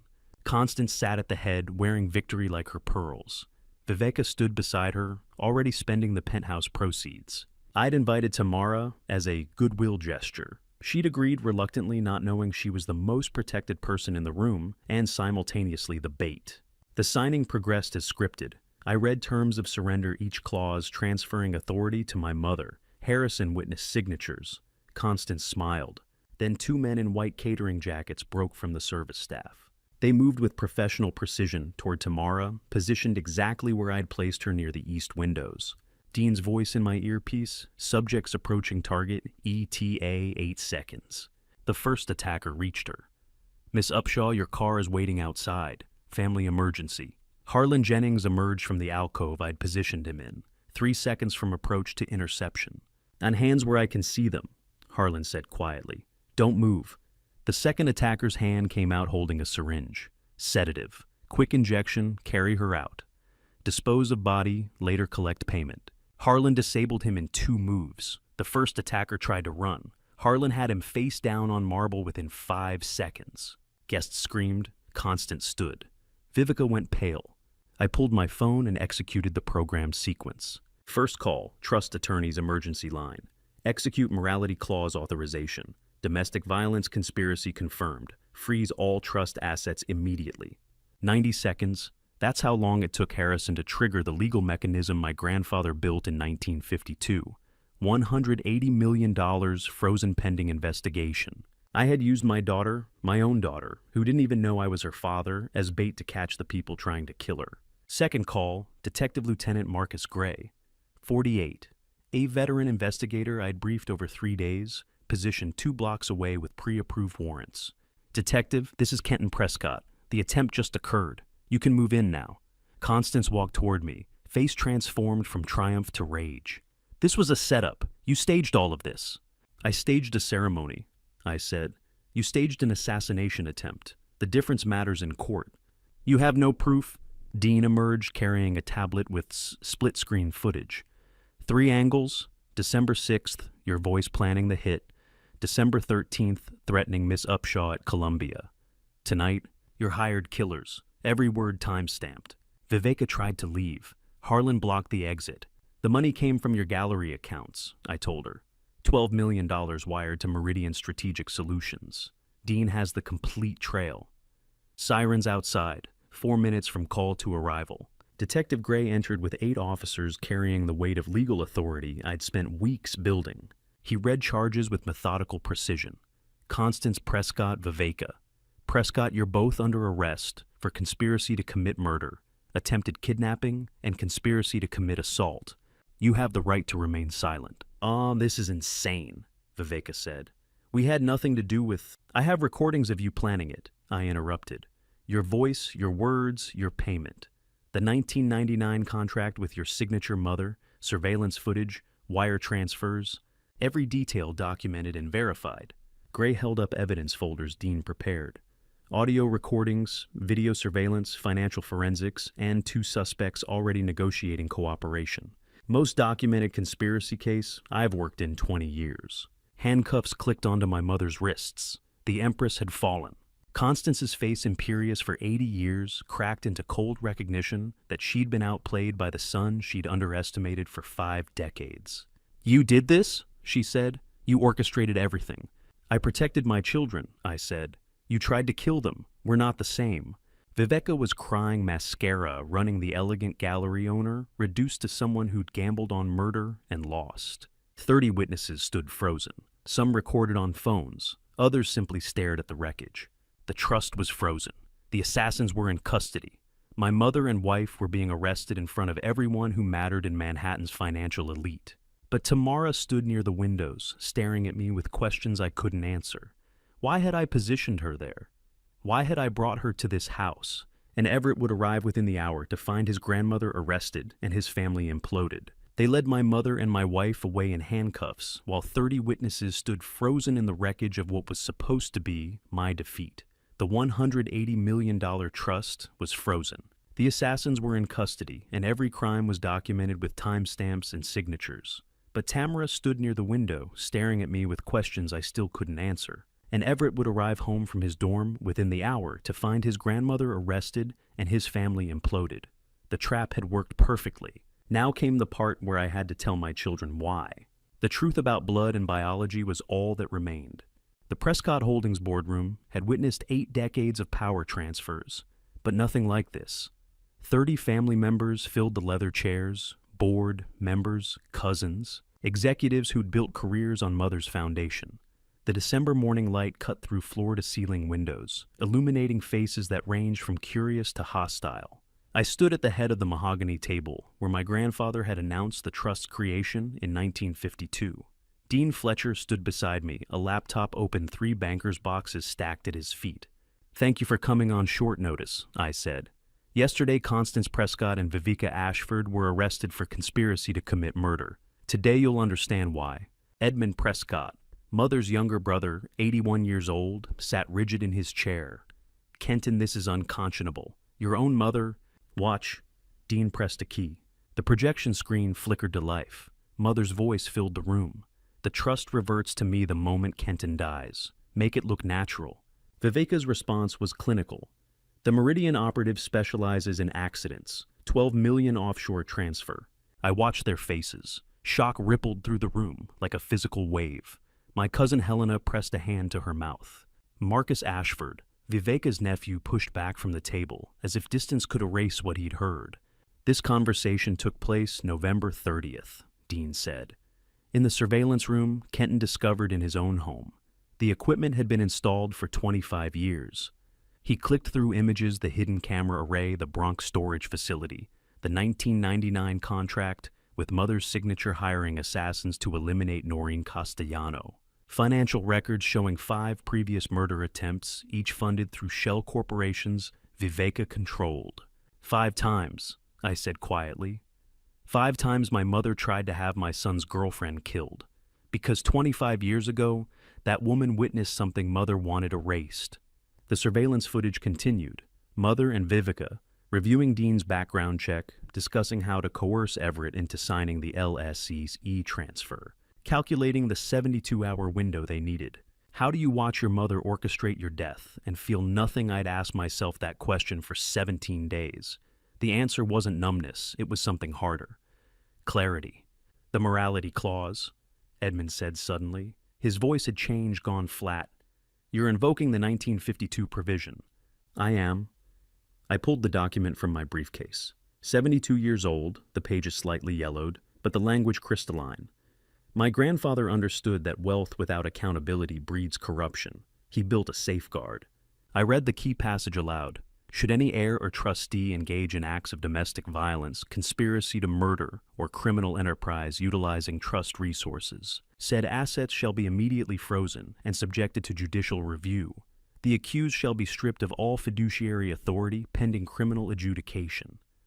Effective yesterday at 1947, I continued, Constance Prescott's access to the $180 million charitable trust has been terminated. Her board seat signing authority and beneficial interest are suspended indefinitely. The trust will be restructured under independent oversight. Silence. Then Helena spoke, her voice shaking. Kenton, we need to know, is Everett safe? He's under 24-hour protection. The immediate threat has been neutralized. I met her eyes. But he needs more than security. He needs this family to stand with him against what Mother built. Marcus cleared his throat. I move that we formally support Kenton's actions and offer complete cooperation with law enforcement. Seconded, Helena said immediately. The vote was unanimous. Edmund rose, slowly gripping the table edge. At 81, he rarely attended board meetings anymore, but he'd come today. Now I understood why. I need to say something. His voice carried the weight of decades.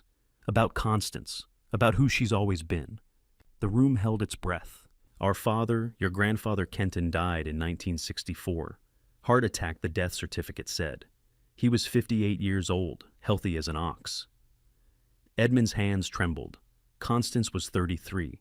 She'd just been passed over for the CFO position in favor of a male colleague. I was in the house that night. I saw her come out of his study. She was calm, too calm. He was dead within an hour.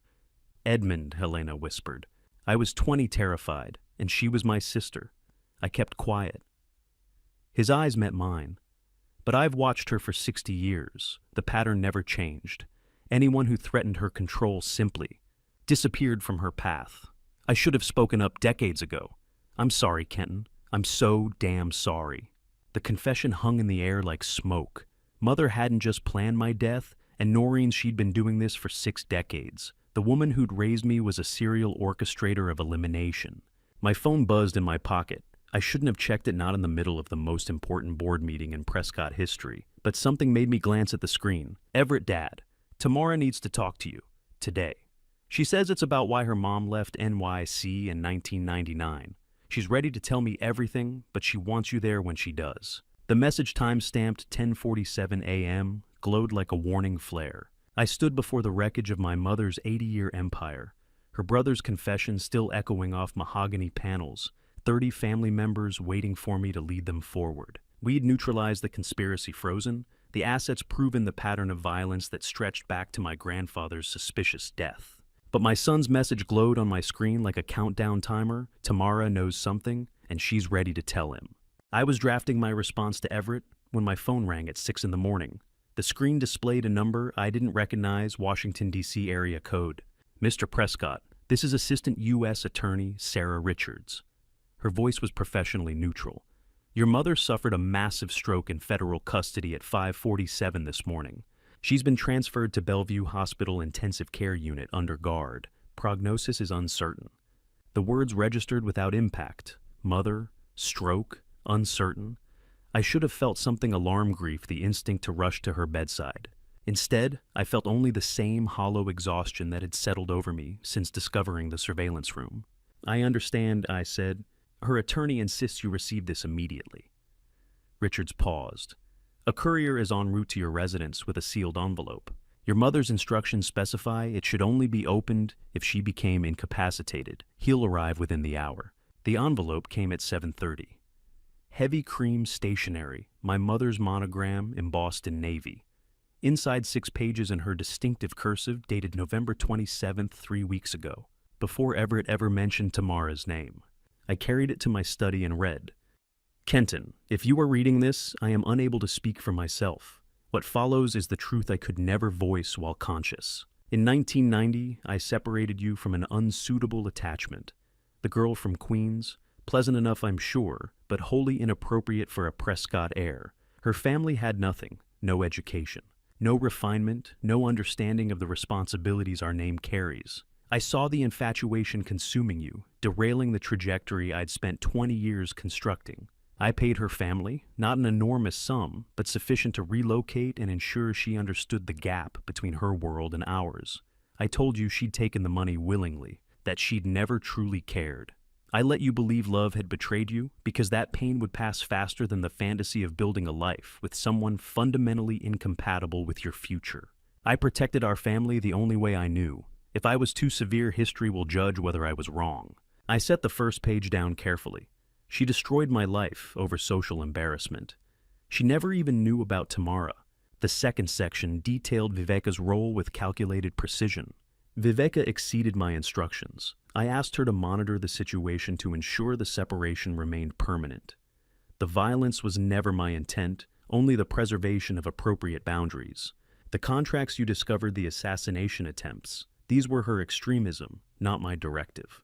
She took protective measures I would never have authorized and used family resources without my knowledge. I accept responsibility for creating the circumstances that allowed her actions, but the blood is not on my hands. No apology, I said to the empty room. No recognition, just more manipulation from a hospital bed. My mother's handwriting looked exactly like it did on childhood report cards.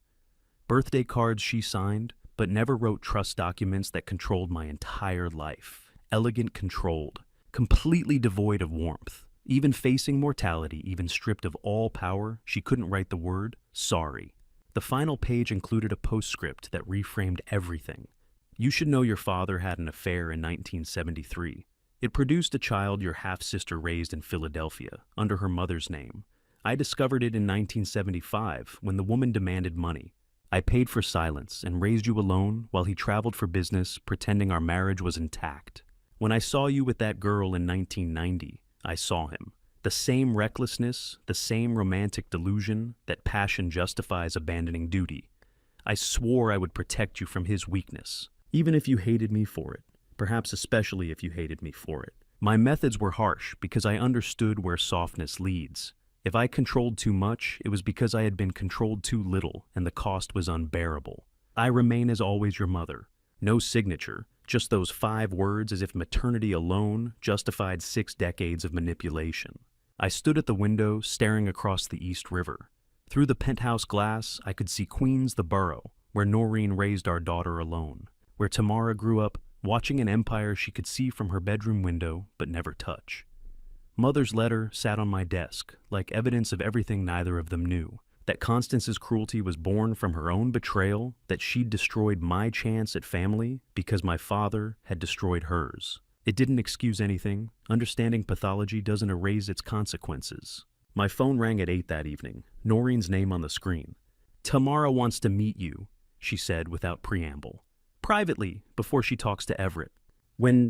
Tomorrow morning, neutral location, there's a coffee shop near Columbia she likes. 10 o'clock. Noreen's voice carried warning.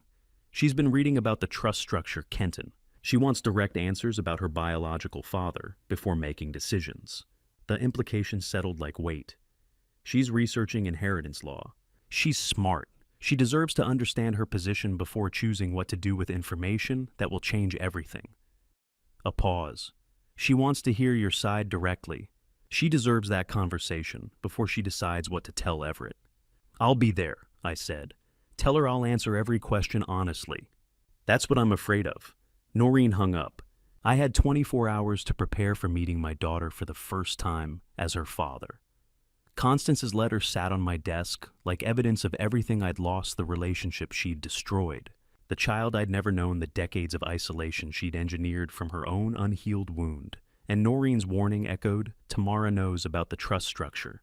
Tomorrow I would face the child I never knew existed, and she would be looking at me not just as the stranger who shares her DNA, but as the man who controls wealth that could have changed her entire life. The meeting with Tamara had happened at a small coffee shop near Columbia the previous morning. She'd looked at me with Noreen's eyes and asked questions I couldn't answer. Now, 24 hours later, I sat in a secure viewing room at the Manhattan Federal Courthouse watching my uncle testify before a grand jury. Edmund Prescott walked into the chamber at 9 o'clock, carrying a banker's box that contained 60 years of insurance, every suspicious document, every unexplained payment, every piece of evidence he'd secretly copied while living in his sister's shadow. Dean sat beside me in the darkened room, the closed-circuit monitor showing Edmund's face in sharp detail. At 81, my uncle looked frail in the witness chair, but his voice was steady. State your name for the record, the prosecutor said. Edmund Charles Prescott. I'm Constance Prescott's younger brother.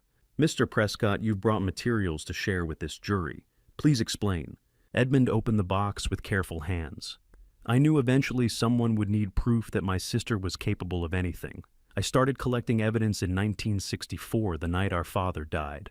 The prosecutor, Sarah Richards, the same woman who'd called about Mother's stroke, guided him through it methodically. Edmund produced the original coroner's report from 1964, highlighting symptoms inconsistent with cardiac arrest. Hospital records showing Constance visiting their father's room alone at 11 p.m. A will modification dated 3 days after the death. All beneficiaries changed in Constance's favor. "How many incidents have you documented over 60 years?" Richards asked. 7 deaths or serious injuries, all convenient for my sister. Edmund's voice broke slightly. All people who threatened her control or knew things she wanted buried. He walked through them one by one. A business partner who discovered financial irregularities in 1972 died in a skiing accident. A family attorney who questioned trust modifications in 1985 fatal car crash. A board member who opposed her consolidation of power in 1998 unexplained stroke. "The pattern is consistent," Edmund said. "Offshore payments to physicians, lawyers, fixers, threats delivered through intermediaries. I documented everything because I was terrified. And fear makes you meticulous." Richards presented financial records cross-referenced with Edmund's copies. Shell corporations funding accidents, medical examiners receiving sudden deposits, witnesses who recanted statements after receiving unexplained windfalls. "Mr. Prescott, are you aware of additional victims willing to testify? I am.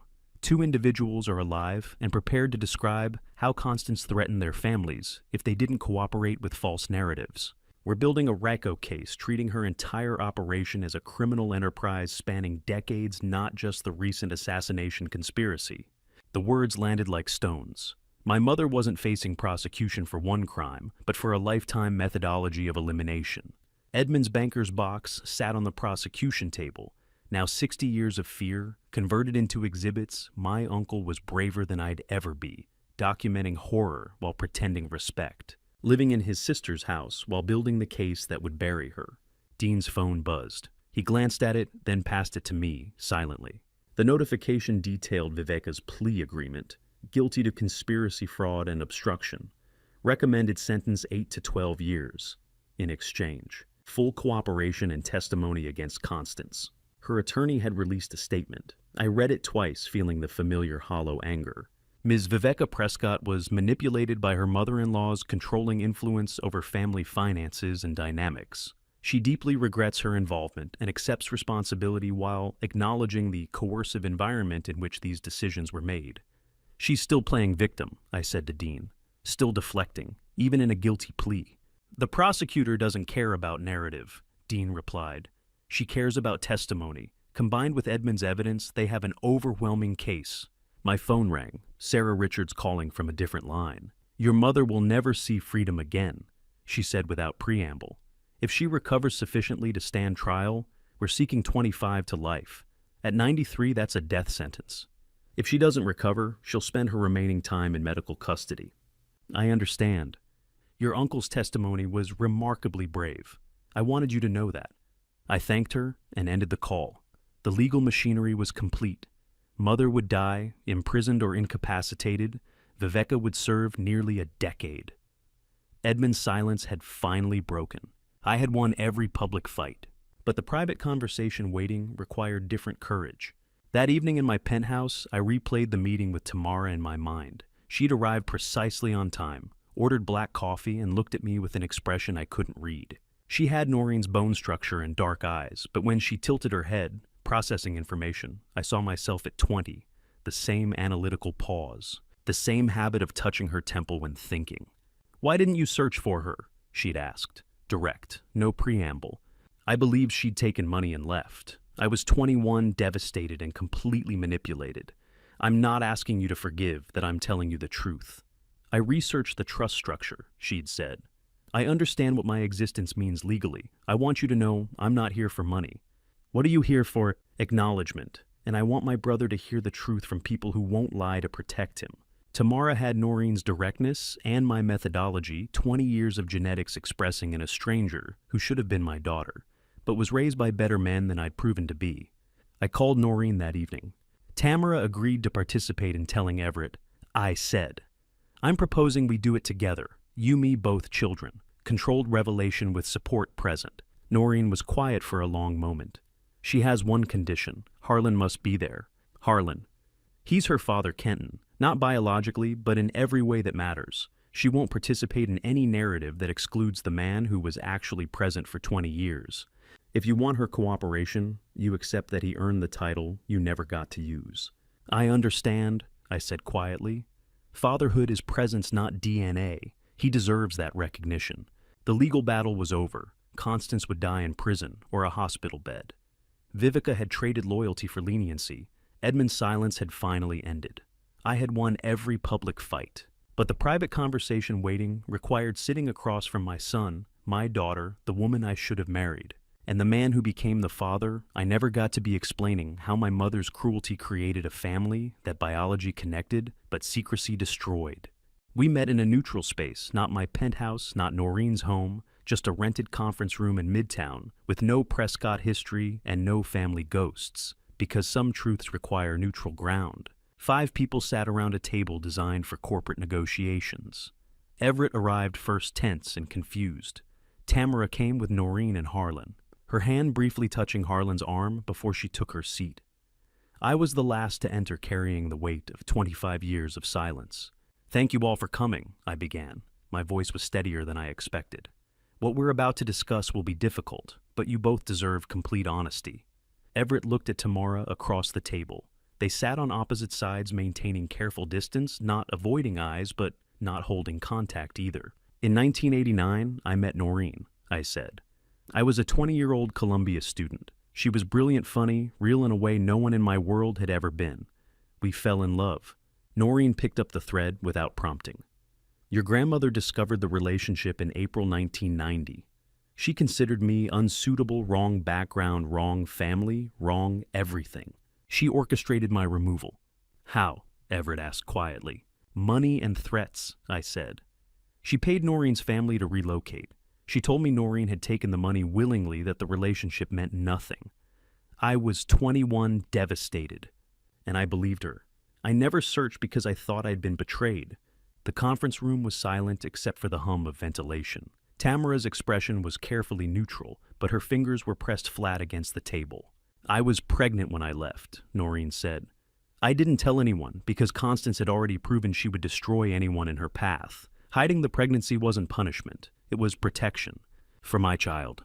Everett absorbed this methodically, his face unreadable. So, grandmother separated you, and you raised Tamara alone. Harlan and I raised her, Noreen corrected gently. He's been her father in every way that matters. Harlan spoke for the first time, his voice calm and certain. I've had the privilege of being Tamara's dad for 20 years. What we're here to clarify doesn't change that. I took a breath. The next words would change everything. Everett, Tamara is my biological daughter, which makes her your half-sister. The relationship you developed was between siblings. The silence was absolute. Tamara and Everett sat motionless, learning to be siblings instead of whatever they'd been becoming. Neither moved, neither spoke. Everett's voice, when it came, was hollow. Did Tamara know? I suspected after the library discovery, Tamara said honestly. The timeline, the way your grandmother reacted, but I ended the relationship anyway because something felt wrong. I just didn't have proof. Why didn't you tell me immediately? Everett looked directly at me. When you figured it out, why wait? Because Constance still controlled everything, I said.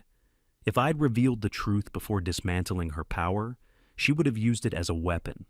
Against you, against Tamara, against all of us. I needed to ensure the truth wouldn't endanger either of you. Did grandmother know? Everett's question was razor sharp. About the incest risk? No. The answer was simple and damning. She destroyed our relationship over class prejudice without knowing Noreen was pregnant. She never calculated the consequences of her cruelty. She exercised power without understanding its devastation. Everett's response was barely audible. She destroyed everyone for nothing. My hands were steady as I explained the biology, the timeline, the legal protections I'd already arranged. But my chest felt compressed, like breathing through cloth. This was fatherhood. Telling truth that hurt, because lies would hurt worse. I want to be clear, I continued. This situation was created by adult failures. mine for not searching, Noreen's for circumstances that made hiding necessary, Constance's for cruelty that set everything in motion. You two bear no responsibility for being drawn to each other. Biology doesn't announce itself. Tamara spoke carefully. What happens now? That depends on what you both need, Noreen said. We're not here to dictate terms. We're here to give you truth and support whatever decisions you make. Harlan leaned forward slightly. Everett, I want you to know I'm grateful Tamara will finally have answers about her biological father. Family isn't diminished by truth, it's just redefined. I've been her dad for 20 years. Biology doesn't threaten that. It just gives her the complete picture she deserves. I don't want to disrupt your life, Tamara said to Everett. I just needed the truth. What you do with it is your choice. Everett looked at her for a long moment. I need time to process, but I don't blame you, either of you. I outlined the path forward. Biological relationship stays. Private, Tamara gets acknowledgement and access to medical history. Everett gets honesty and space to heal. Legal documents would protect everyone's interests. Public narrative remains unchanged. Private reality gets honored. We can navigate this, I said. It won't be easy, but it's possible. Tamara's voice was quiet. I'm grateful we never went beyond kissing. Everett's response surprised everyone. I pushed for boundaries. I told you I wanted to wait and I meant it, but I didn't understand why. Gut instinct told me to be careful. Like some part of me knew. They looked at each other across the table, two people who'd fallen in love, discovering they were family, realizing they had unconsciously protected themselves from crossing lines that would have made this revelation traumatic instead of painful. That instinct may have saved you both, Noreen said softly. We sat in that conference room for 3 hours, 5 people rebuilding family from confession and biology and brutal honesty. When Everett and Tamara left separately, agreements made to process independently before considering future contact, I understood that truth had been delivered, but healing would take years. The incest crisis was resolved through disclosure, not denial. And now the harder question remained, what kind of father do you become when acknowledgement comes 20 years late? 9 days after the truth revelation, I invited Tamara to the Prescott Holdings boardroom. The space where my mother once dictated terms to terrified executives now held just 2 people. A 55-year-old CEO learning what acknowledgement looks like, and the 20-year-old daughter he was meeting for the second time, with legal documents that prove fatherhood doesn't require announcement. My estate attorney Gerald Brennan, a precise man in his 60s who'd handled Prescott family matters for 30 years, sat at the table with 3 bound folders. Ms. Upshaw. He began formally, these documents establish an irrevocable private trust on your behalf. $200,000 for educational expenses, lifetime comprehensive medical coverage, and a $2.5 million principal generating ongoing income through conservative investment. Tamara reviewed each page carefully. She had my habit of tilting her head when processing complex information, the same analytical pause I used in board meetings. This is structured as acknowledgement of personal responsibility, she said, reading the language precisely. No paternity designation, no family tree placement, no shareholder status. Correct, Brennan confirmed. It's private acknowledgement without public declaration. You receive full control at age 25. The terms are irrevocable regardless of future circumstances. Who knows about this? Only the 3 people in this room and the trustee bank bound by confidentiality, I said. It's not buying silence, Tamara. It's 20 years of child support I should have provided if I'd known you existed. She looked at me directly. I need to be certain you understand I had Harlan. I survived without Prescott money. This doesn't change that. I know. That's exactly why you deserve it. She signed with careful precision. Her signature, nothing like mine, she wrote the way Noreen did, small and controlled.